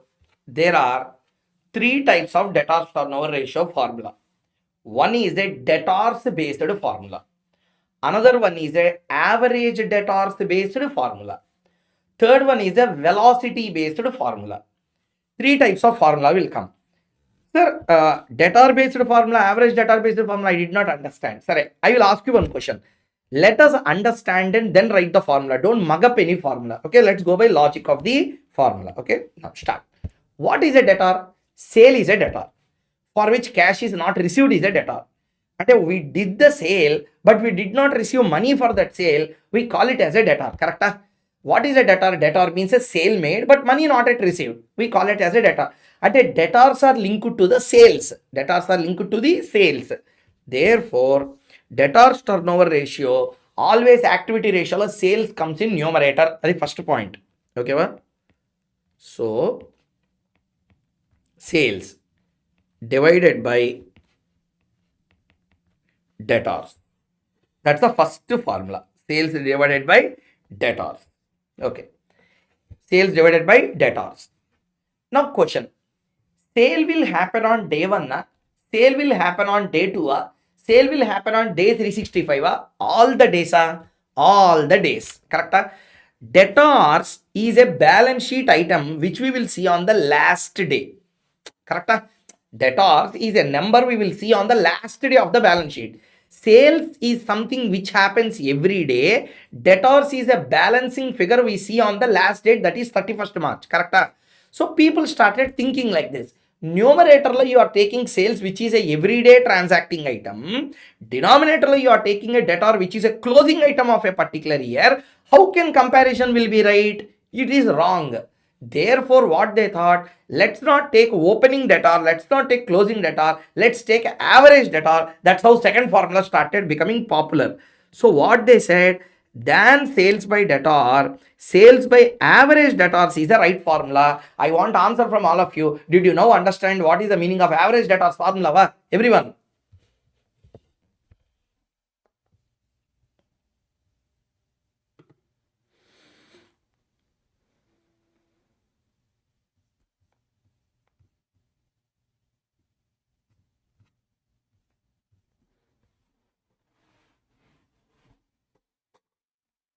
Understood the logic, why it is? Question will come or not? So, this is the point here. So, we completed now. Okay? Yeah. Next. Now, question will come. Sir, you are writing sales in numerator. That is understandable. But there are two types of sales. One is a cash sale. Another one is a credit sale. Now, what is the point here? Sir, sale will not give debtors. Credit sale only will give debtors. Correct? Therefore, numerator whenever I write sales in debtors computation, sales do not represent total sale. Sale represent credit sales only. That's what I have clearly written here in my notes. Understood? Clearly written in my notes. Sales means what sales? Credit sales. Okay. So whenever I said sales, or else if you want, I will write here in the brackets credit sales. Okay, brackets la credit sales. Next, velocity. What is it? Velocity. How to compute velocity? Reverse. Debtors divided by sales into 360. Debtors divided by sales into 360. Sir, I did not understand, sir. What is debtors divided by sales into 360? I really did not understand. I will explain you. Okay, listen carefully. To some extent, it is difficult to understand. So take time to understand it. I will repeat n number of times till you understand the logic. Okay, so then only we will go into the next discussion. Because exams, this formula is very frequently tested. See, debtors by sales into 360. Same, debtors by sales into 360. So what is the difference between the first formula, second formula, and third formula? Let us see. See here. First formula. Credit sales by debtors. Credit sales by debtors. Let us say our credit sales is 1 lakh. Okay, credit sales is 1 lakh. Debtors 20,000. What do you mean by that? 5 times. 5 times. Means what? Because of allowing 20,000 to be blocked in the form of debtors. I repeat again, because of allowing yourself, and because of allowing yourself to block 20,000 of your money, okay, you are getting a sales of 1 lakh. Means what? Since you are ready to block 20,000 of your sales made, you could generate 1 lakh sales. I will give you an example. Okay, try to understand. In our real life, when you go to a shop, they will clearly write down no phone pay accepted, no Google Pay accepted, or no UPI accepted, only cash. What will happen? I will go there. I never carry cash in my pocket, either credit card or debit card or UPI or any kind of online transaction I will do generally. Almost 99% of the cases I won't carry cash with me. Okay, now understand the scenario. I went to a shop. There is a board. Cash only accepted. UPI not accepted. Nothing. Cards not accepted. I will go to the shop. I will order something. They said, no, sir, we are not accepted. I will come back. And my sale, you are losing or not? Provided, for example, if you accepted UPI, what would have happened? I would have paid through UPI. Same thing. Now change it to the business. There is a business. Okay, there is a shop where I wanted to buy a laptop. Say example, I want to buy a 2 lakh laptop. Who will buy 2 lakh laptop by paying cash? I wanted to swipe a credit card. The moment you are ready to swipe a credit card means you are giving a credit to me. Means you are doing a debtor transaction, not a cash transaction. So I swiped a credit card and I went. Okay, credit sale started. What sale started? Credit sale.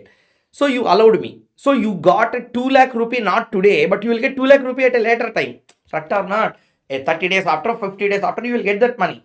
But if you do not allow the credit card there, I wouldn't have bought from you. I bought from some other person. So because of that, you are losing my 2 lakhs fully. Now 2 lakhs will receive after 50 days. If you do not allow me to do a credit transaction, 2 lakh you will not receive. Like me, you will lose hundreds of customers. Correct?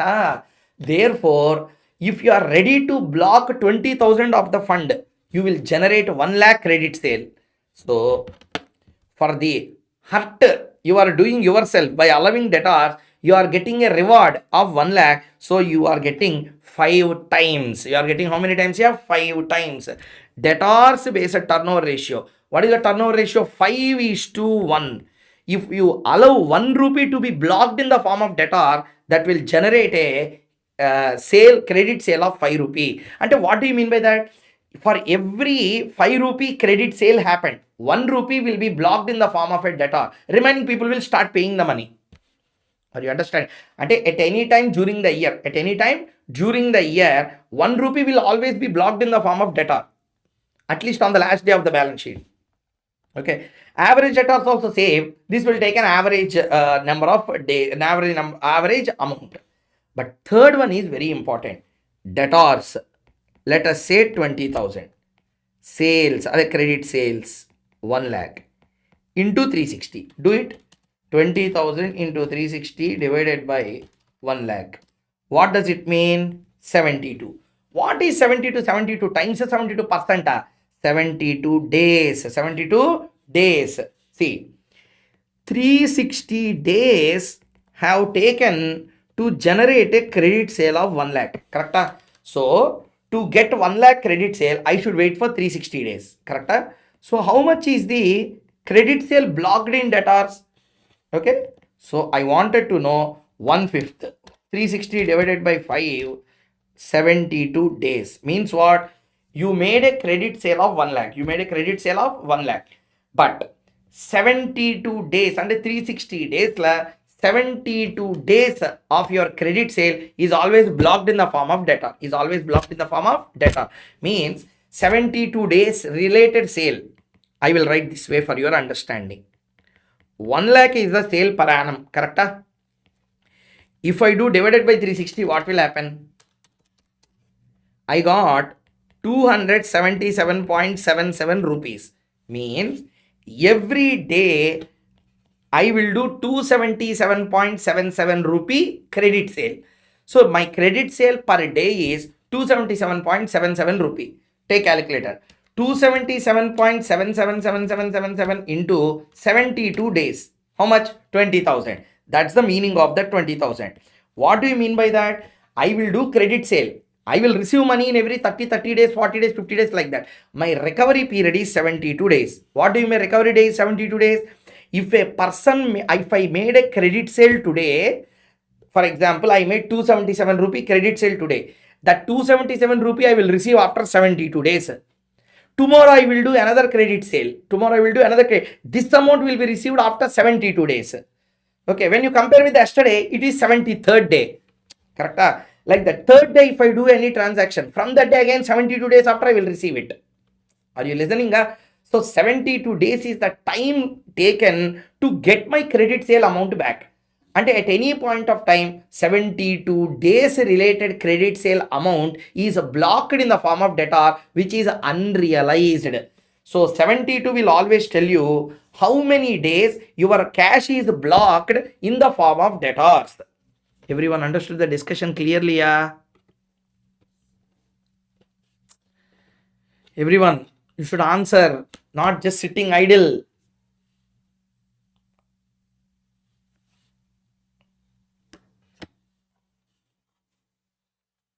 Are you all having a clarity? Yeah? Debtors velocity. Right, third one is important. First, second, anyone can understand that. Third one is important for exam. Debtors velocity will tell how many days you are taking to get back your realization in the form of sale.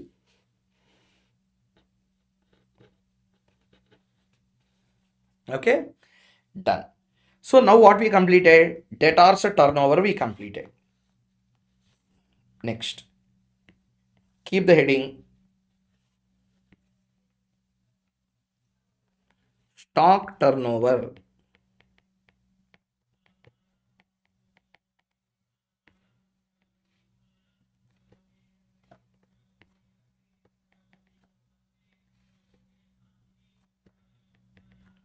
Same. Stock turnover also same. Okay, stock turnover also same. What do you mean same? 3 points will come also here. Okay, stock turnover.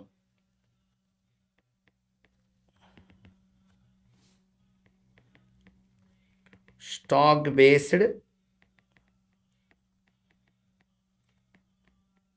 average stock based stock velocity. Stock velocity.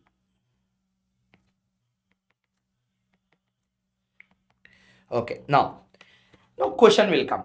Sir, stock means manufacturing completed, sale not yet made. Manufacturing completed, sale not yet made. Therefore, how can I take sales? Sale not happened only will be in the form of stock. Na? See, if I sell, it will become a sale. Okay, it is not a stock. Stock converted into sale is a sale. So when I am saying it is a stock, sale not yet completed, then how can I take sale as a base? That's why if you see the formula, we don't take sale, we took cost of goods sold. Very, very important here. Cost of goods sold by, write down, cost of goods sold by stock balance in the balance sheet. But stock will not be in the balance only for one day. Throughout the year it will be. Beginning it will be, ending it will be. So take average. Average stock. Okay. Stock velocity. How many number of days your stock will be in the go down is the stock velocity. How to understand? Reverse.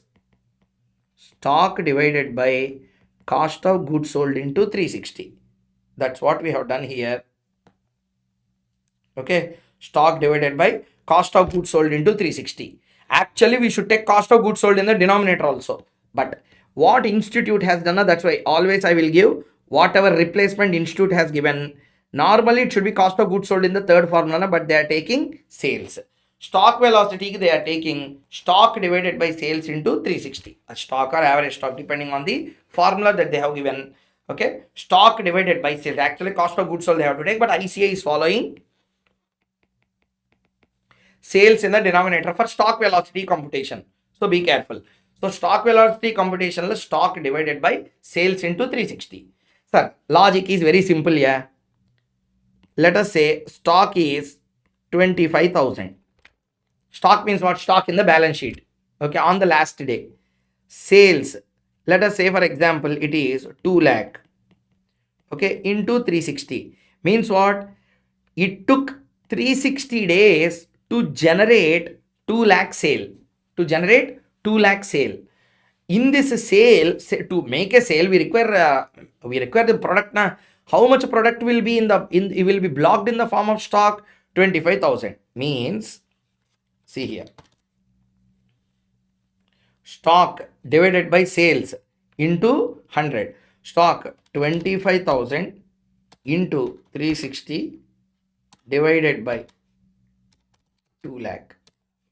45 days. What is it? 45 days. What is the meaning of that 45 days? 45 days represents number of days your stock, your product will be blocked in the go down in the form of a stock. How many days it will take? Okay, how many days it will take for conversion of stock into sales? For conversion of stock into sale. And you can understand this in a two way. There is a stock in the go down. When this will get converted into sale, it will take 45 days from the date it enters into the go down. Like that you have to understand. I repeat one more time. It will take 45 days for my stock to convert from go down stock into sale. To convert into go down stock into sale. So go down look stock entered. I asked the question, how many days this stock will be sold? 45 days. The velocity of stock going out to the market for sale, 45 days. Everybody please tell me, understood the point clearly or not?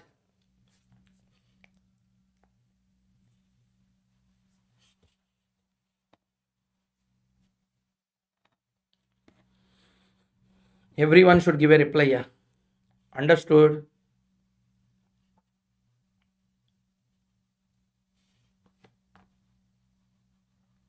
Okay. Now most important observation. Whenever velocity formula comes, lower the velocity, better the company will be. What do you mean by that? Debtors velocity 20 days. What does it mean? If I make a credit sale, I will get back my money in 20 days. Means I am receiving my money back in 20 days only. Okay, na? 72 days means I will, today if I sell, I will receive after 72 days. Your cash is blocked for 72 days. Correct? So therefore, what is the point? Lower the velocity, best the company will be. Okay, ba? Here we got 45 days. If there is another company which is having a stock velocity of 30 days, that company is better for you to invest. Why? They are converting their stock into sales in 30 days itself. And it is staying for a lower time in the go down. Fastly it is getting converted into sales. Speed of recovery is very high. Understood, everyone? So this is the stock turnover ratio formula. Number 6.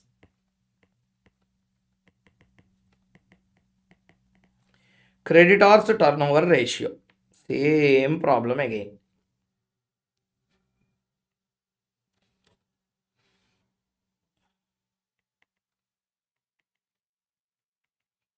Okay.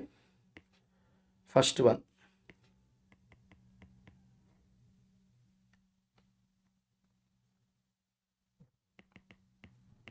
First one. Same creditor based formula.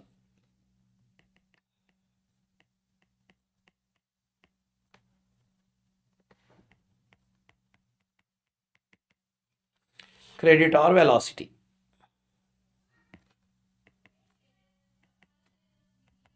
Okay. First, creditor based formula. Let us understand what is the creditor based formula here. Creditors means credit purchases results in creditor. Credit purchases results in creditor.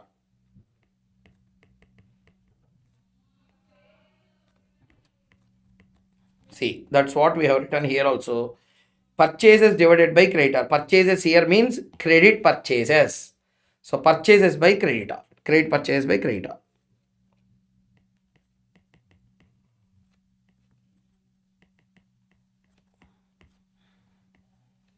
Average creditor. That's the second one.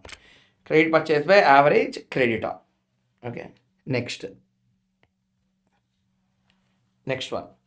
creditors divided by purchases into 360. Third one. Purchase into 360.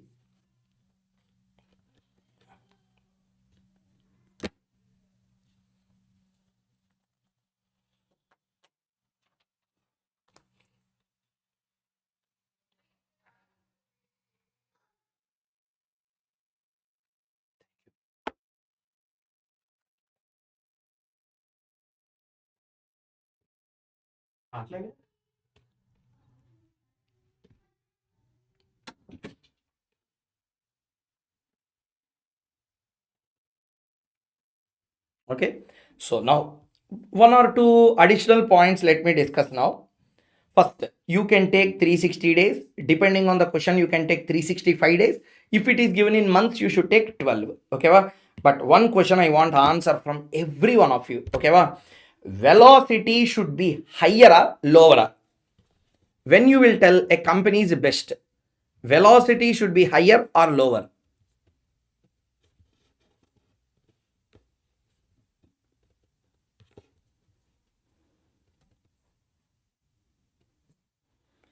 Velocity should be higher or lower.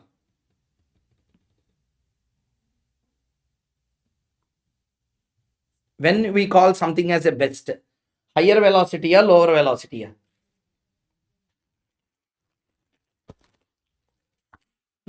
My cousin just now brought me this.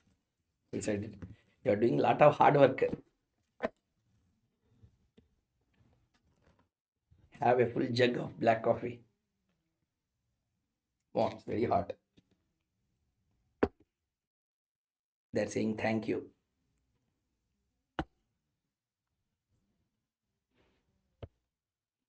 Okay.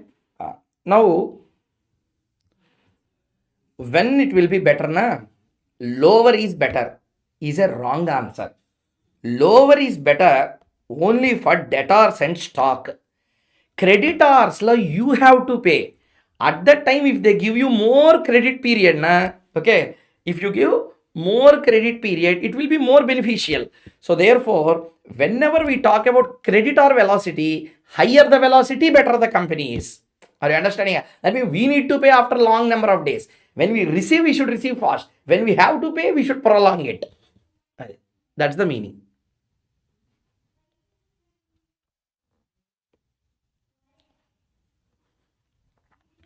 Clear, everyone?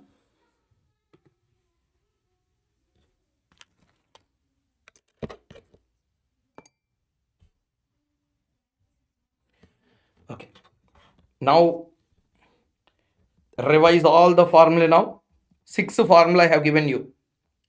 Please revise all the formulae. Complete them fast.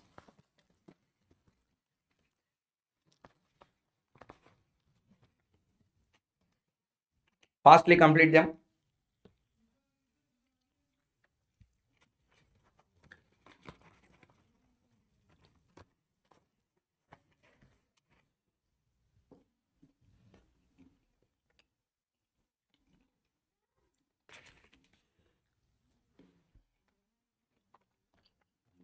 Very tasty.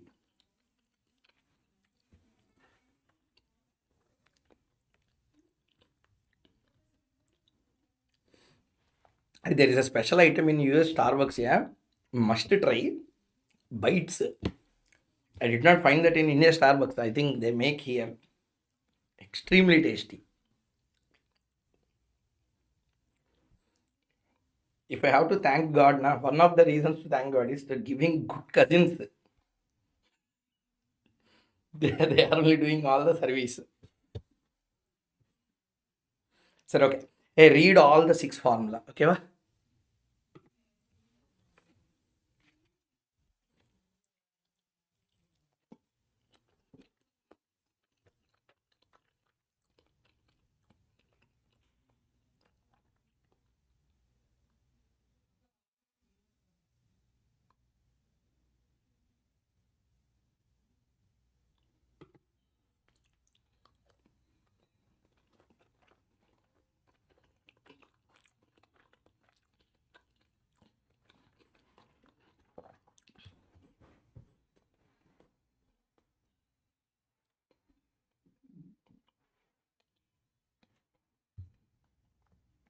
Read also debtors turnover, stock turnover, creditor turnover. Once you complete this, we will go into the next part of discussion. Okay, va?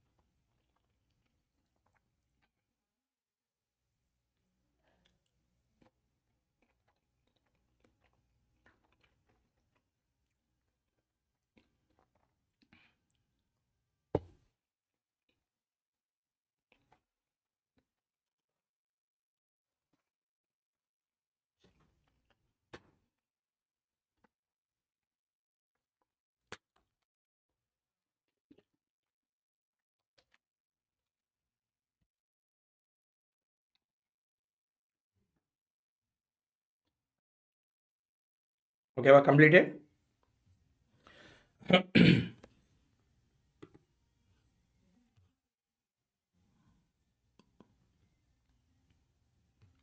Okay.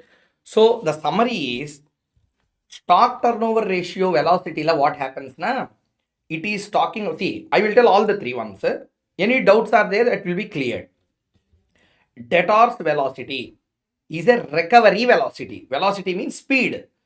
So when debtors, I say debtor is a receivable. Number of days to receive your credit sale amount 72 days.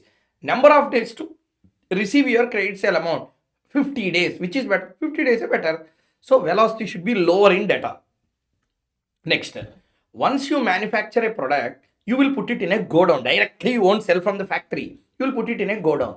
Now question, how many days it will take for this stock to go on a sale? It takes 50 days.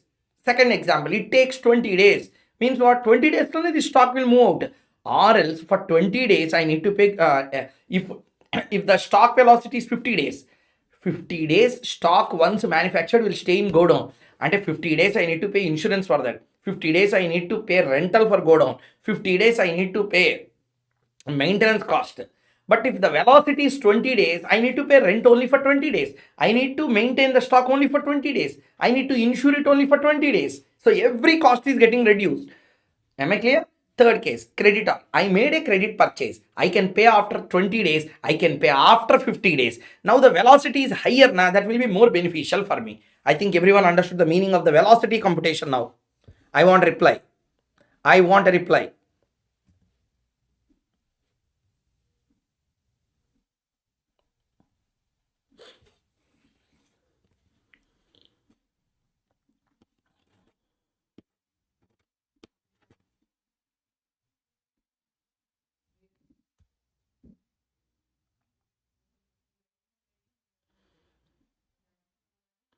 Okay. Velocity means the speed of recovery or speed of payment. When you receive, speed should be very high. Means the days should be very low. Days should be very low. I will receive in 72 days. I will receive in 20 days. Means speed of recovery is just in 20. There it is 72.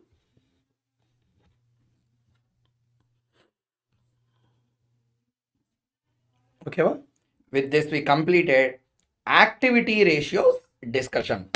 Next part of the discussion is on activity ratio completed, capital structure ratio completed, liquidity ratios are also completed. Next discussion, profitability ratios. Keep the heading here.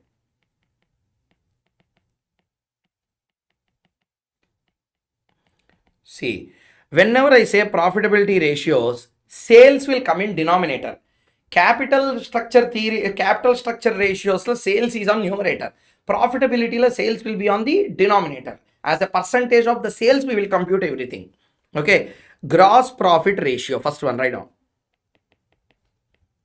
GP ratio.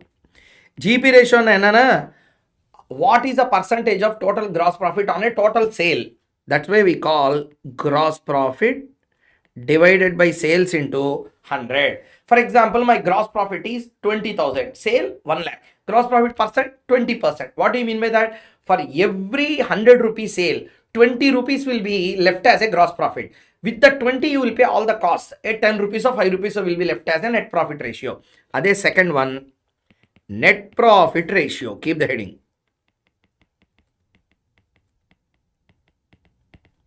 Net profit ratio.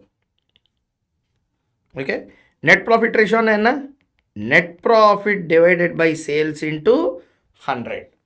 Next, third one, operating profit ratio.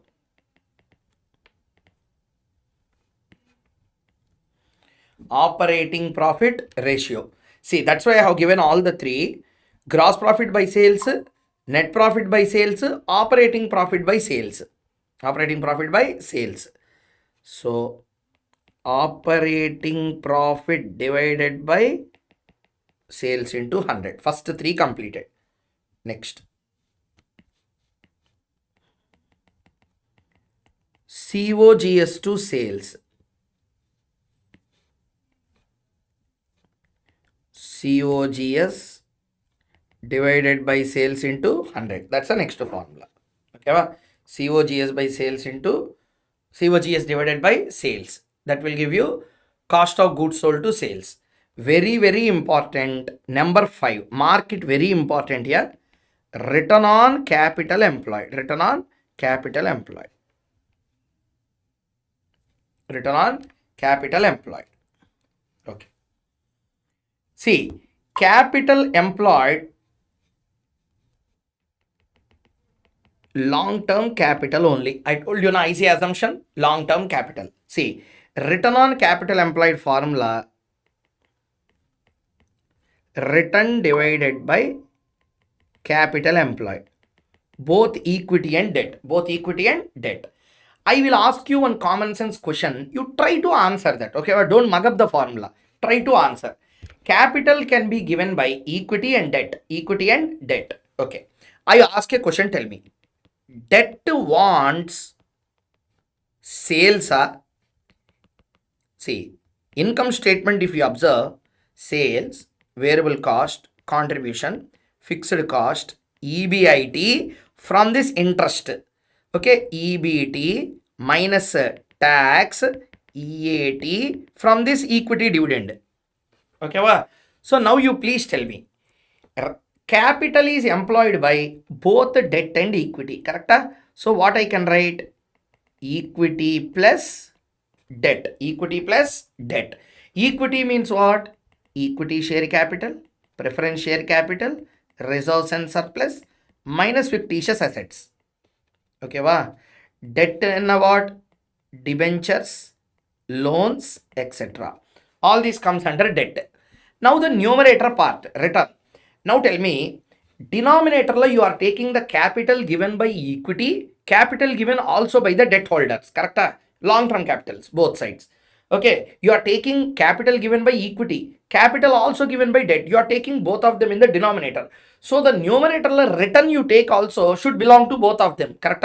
My question is now, debt wants, so sales minus variable cost, contribution, contribution minus fixed cost, EBIT. From that EBIT, debtors, debenture holders or debts will take the interest, correct? So debt wants sales are EBIT EBT EAT to get the return. What they want, debt holders will wait for sales contribution EBIT EBT EAT. Tell the answer. For what they will wait?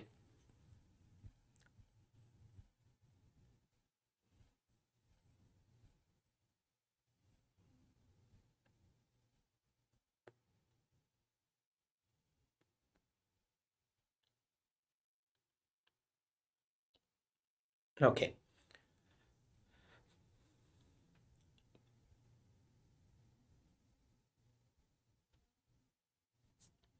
Now listen.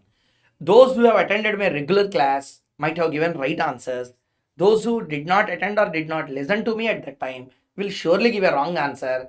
Point is, debt holders will not look for EBIT. Wrong answer it is. Okay. So you have confidently given EBIT na? That's wrong answer. Do you know why? It look like that. EBIT is not there, yeah. EBIT is 0. Now debt holders will tell, okay, this time your EBIT is 0, na? Don't pay interest to us. They will not. Debt holder quality is whether you have sales or not, whether you have contribution or not, whether you have EBIT or not, you pay my interest, yeah. I'm asking you to pay my interest, that's all. So therefore, for the debt capital employed, they won't ask for EBIT, EBITDA, that nonsense we don't want. You make 1000 crore EBIT, you pay my amount, that's all. You make 0 rupee EBIT or negative, you pay my amount, that's all. I am not asking any other thing. We are least bothered about your performance. Therefore, debt holders return is interest, not EBIT or EBT. Correct? Next. Equity shareholders, preference shareholders. Let us see the income statement again. Sales minus variable cost, contribution minus fixed cost, EBIT minus interest will be EBT minus tax will give you EAT minus preference dividend will give you earnings available to equity shareholder. Correct? From that, equity dividend will be paid. So to pay equity dividend, this is required. To pay preference dividend, this is required. Here equity means equity shareholder, preference are both. So for both of them, what is required? EAT. So therefore EAT. EAT is also called as profit after tax. PAT plus interest divided by capital employed. That's how this formula is derived. Everyone now answer, yeah. Understood the discussion clearly or not?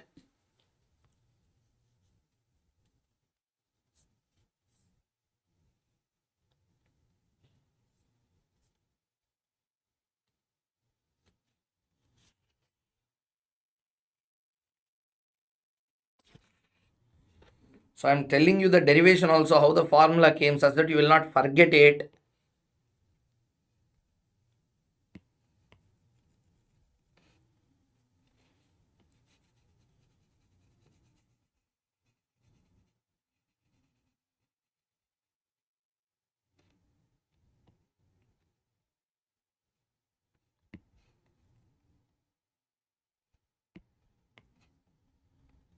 Okay. So return on capital employed, formula write down. Return divided by capital employed. Further, PAT plus interest divided by equity plus debt. Equity means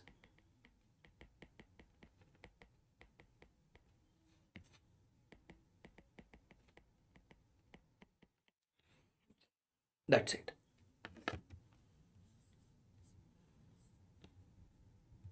Please write down this.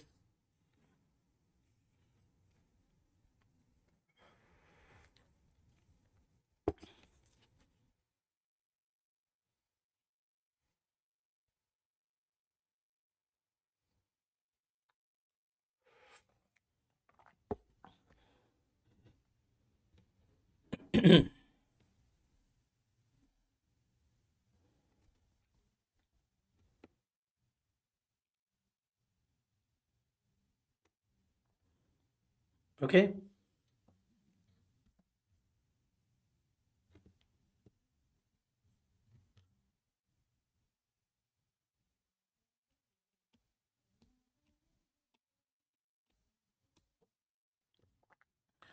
So with this, we completed.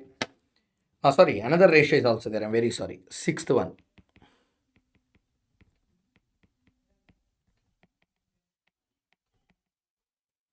Return on equity, also called as return on net worth.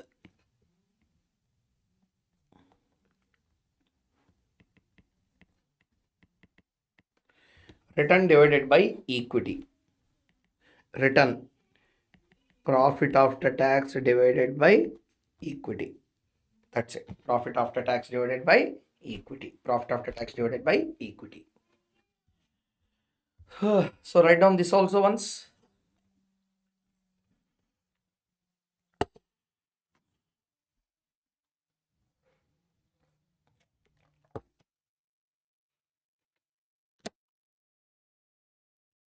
Write it down, complete it fast. Once you complete, I will go into the final discussion of other miscellaneous ratios. Then we will go into problems and solving. Okay.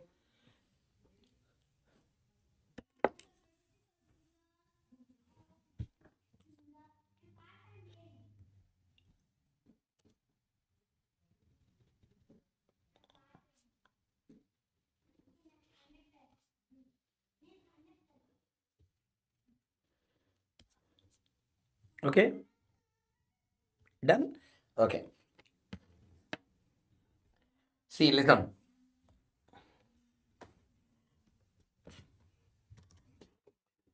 Other formulas also will be there. These are all some important formula we have written. Other formulas, wherever they come, we are going to cover them in the respective problem. Once that problem is completed, any unique formula we learn, we will place here. Okay, if it is a profitability ratio, we will write here. If it is a capital structure ratio, we will write there. If it is activity ratio, we will write here. Okay, well, all the main formula which are very frequently tested in exam, I have written here. Remaining formula while doing the problem, we will fill here. We are not going to leave any of the ratio. Okay, well, so that's our promise. Sorry, anyway, everybody understood up to here clearly? Okay, now listen carefully. Miscellaneous ratios. Okay, earnings per share. This I need not even write easy. Earnings per share, EPS, dividend per share, dividend divided by number of shares, MPS, market value by number of shares. Market value represents market capitalization. Okay, next, dividend payout. Dividend payout means DPS by EPS into 100. And how much percentage of earnings is paid as a dividend? Retention. Retained EPS divided by EPS. What do you mean by retained EPS? EPS minus DPS is the retained part. PE ratio, MPS by EPS. If PE ratio is given, if a PE ratio and EPS is given, then MPS can be calculated as under MPS equal to EPS into PE ratio. Remember this formula, very, very important. You can calculate MPS using PE ratio and EPS. How? MPS equal to, see here, yeah, very easy. ரொம்ப simple concept. Everything don't see it in a magnifier. P by E ratio is 10 times, I said. Okay. And what do you mean by that? P equal to E into 10. Correct? What is 10? P ratio is 10. Okay. So I can write what is P? Market price per share. MPS equal to EPS into what is 10? PE ratio. That's what they have said. EPS into PE ratio is the MPS. Okay. This is important. Yeah. 7 and 8 new formulae. Preference dividend coverage ratio. Preference dividend coverage ratio. To pay preference dividend, what is required? PAT is required. To pay equity dividend, what is required? Earnings available to equity shareholders is required. What is earnings available to equity shareholder? Total earnings minus preference dividend. That's it. These are the various formulae which we need to have in mind before we start doing the questions. Okay, first of all, please answer. Are you all comfortable with all kinds of formulae in this chapter or not? Everyone?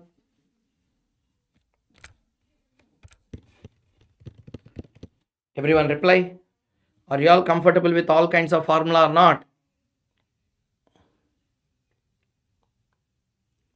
Okay, done. See here. So, question bank some changes I am making.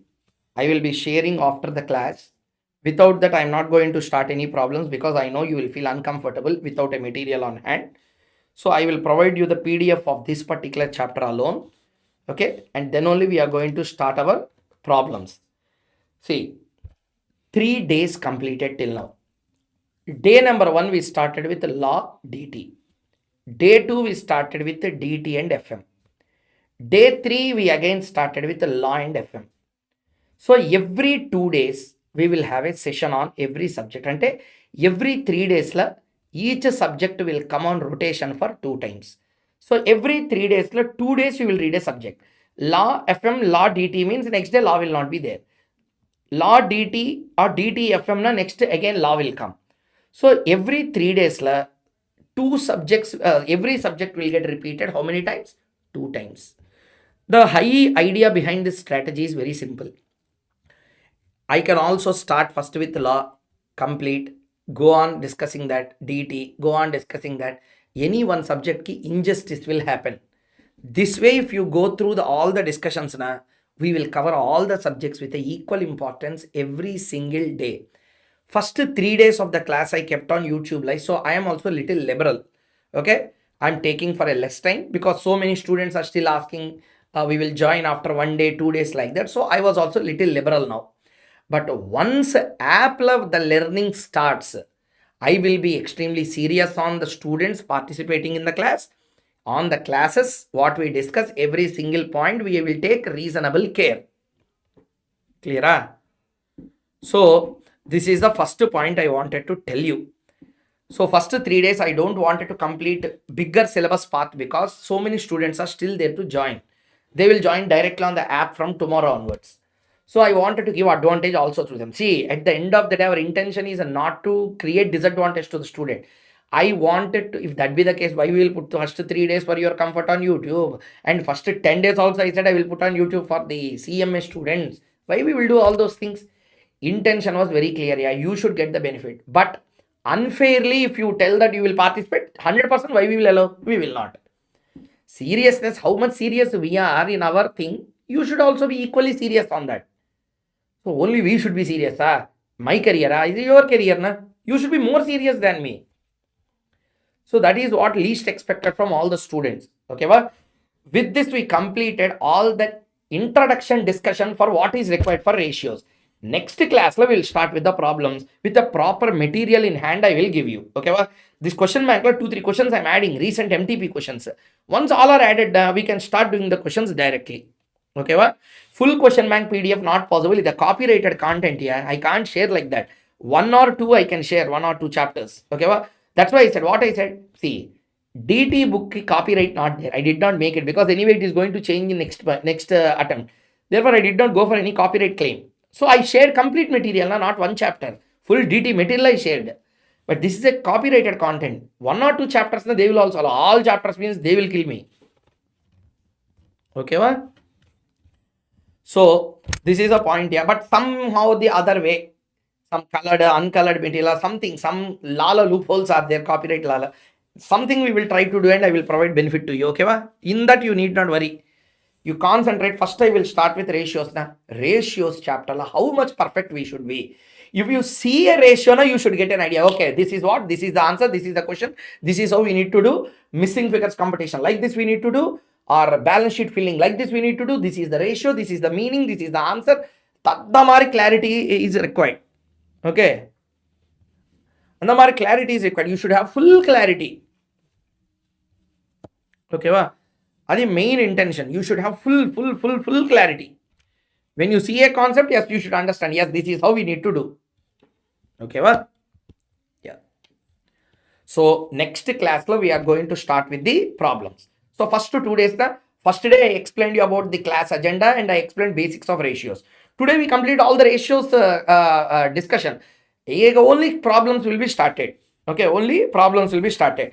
Problems, new concepts will come, new points will come. Those things we will understand and we will write separate notes on that. And I will make you perfect in this particular 8 marks area called as ratios analysis. Okay. So because if you touch a question now, it will take 30 minutes to 40 minutes on this particular chapter. And without a notes, we cannot do that. It will be discomfort for the student. Next class, we are going to start with our official problem discussion on FM. Okay, well, next 1 week, okay, I will give you the complete schedule. Next week, Friday and Saturday, I will not be available because I have exams. I'm going to California from here. So next Friday and Saturday class will not be there. On that day, on whatever we learned till then, we will have a test where every student will participate and write. Immediately post the exam, I will release the key also for that. Clear, everyone? Is it clear?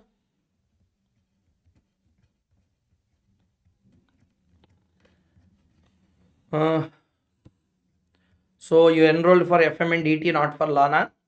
So access will not be given because it will be linked to your mail. Sir, something I will try to do also for that. Okay. So confirmation mail, everything will come. Till you get confirmation mail, class will be on YouTube. Okay, no worry for you. So forget about that mail concept. You will get the access. Okay. I am the responsible person. Kada? I said I will give 100%. Everyone who enrolled will get the mail. I will send you the link. You can just join there. Okay, va? That's better.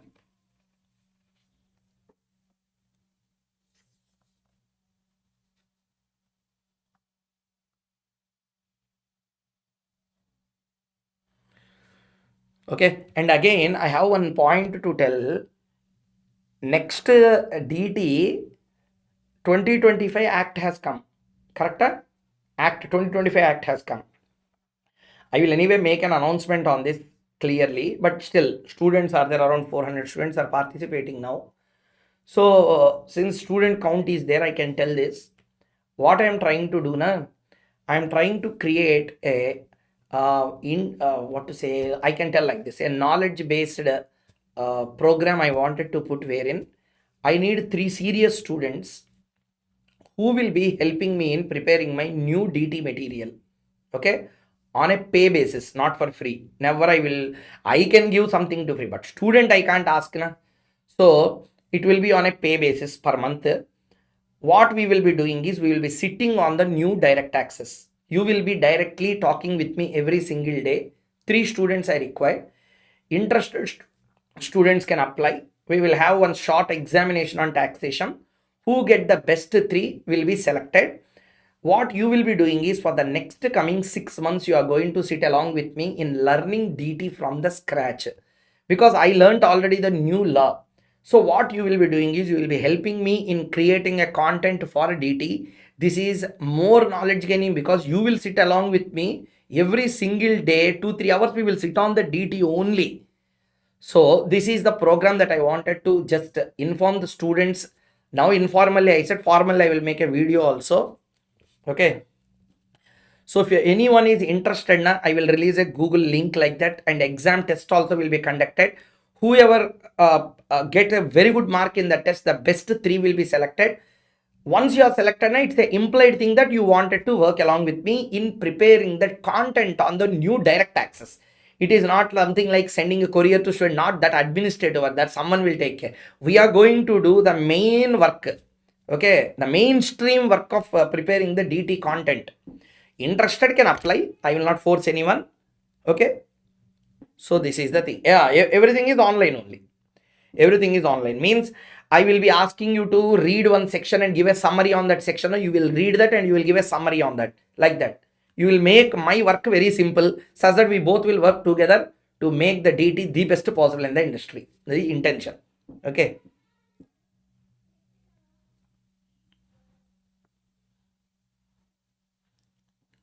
So whoever interested can make there. So I will send you. I will make announcement also very clearly, but still, students join. No, that's why I took this as an occasion to tell.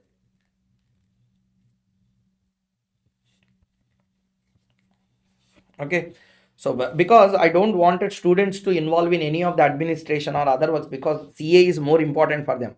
But now, what is the reason? DT is in your syllabus. In final also it will be there. If you sit along with me, the Bayer Act, everything, now you will become an expert by the time you come to CA final. Agreed, everyone? What I said, the statement. What I said is right or not? You'll become normal person by the time we complete entire book.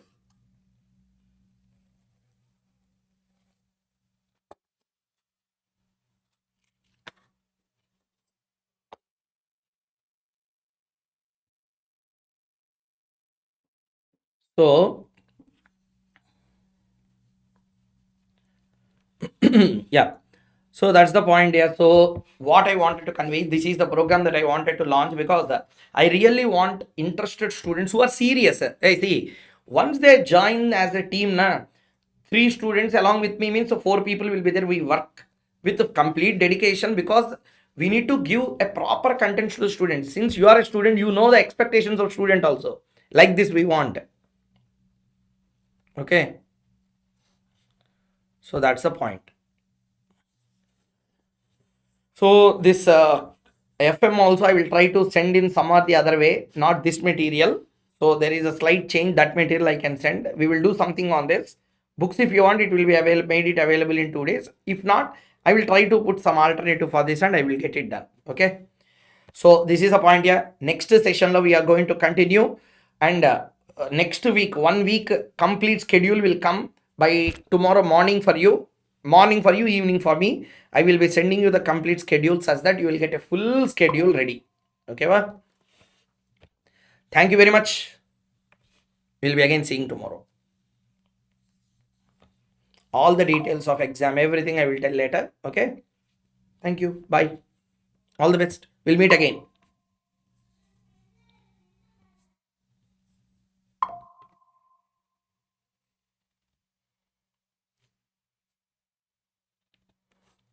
Yeah, thank you very much.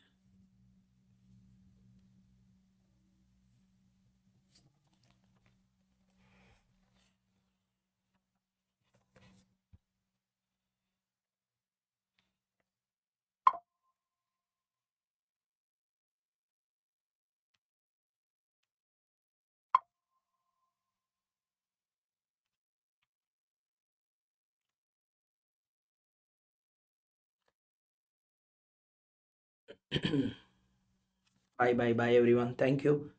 Sleep well, happy, revise things that were discussed today. Okay, well, thank you very much. Bye. Tell to your friends also about the classes. Yeah, people are joining also now. Please tell them.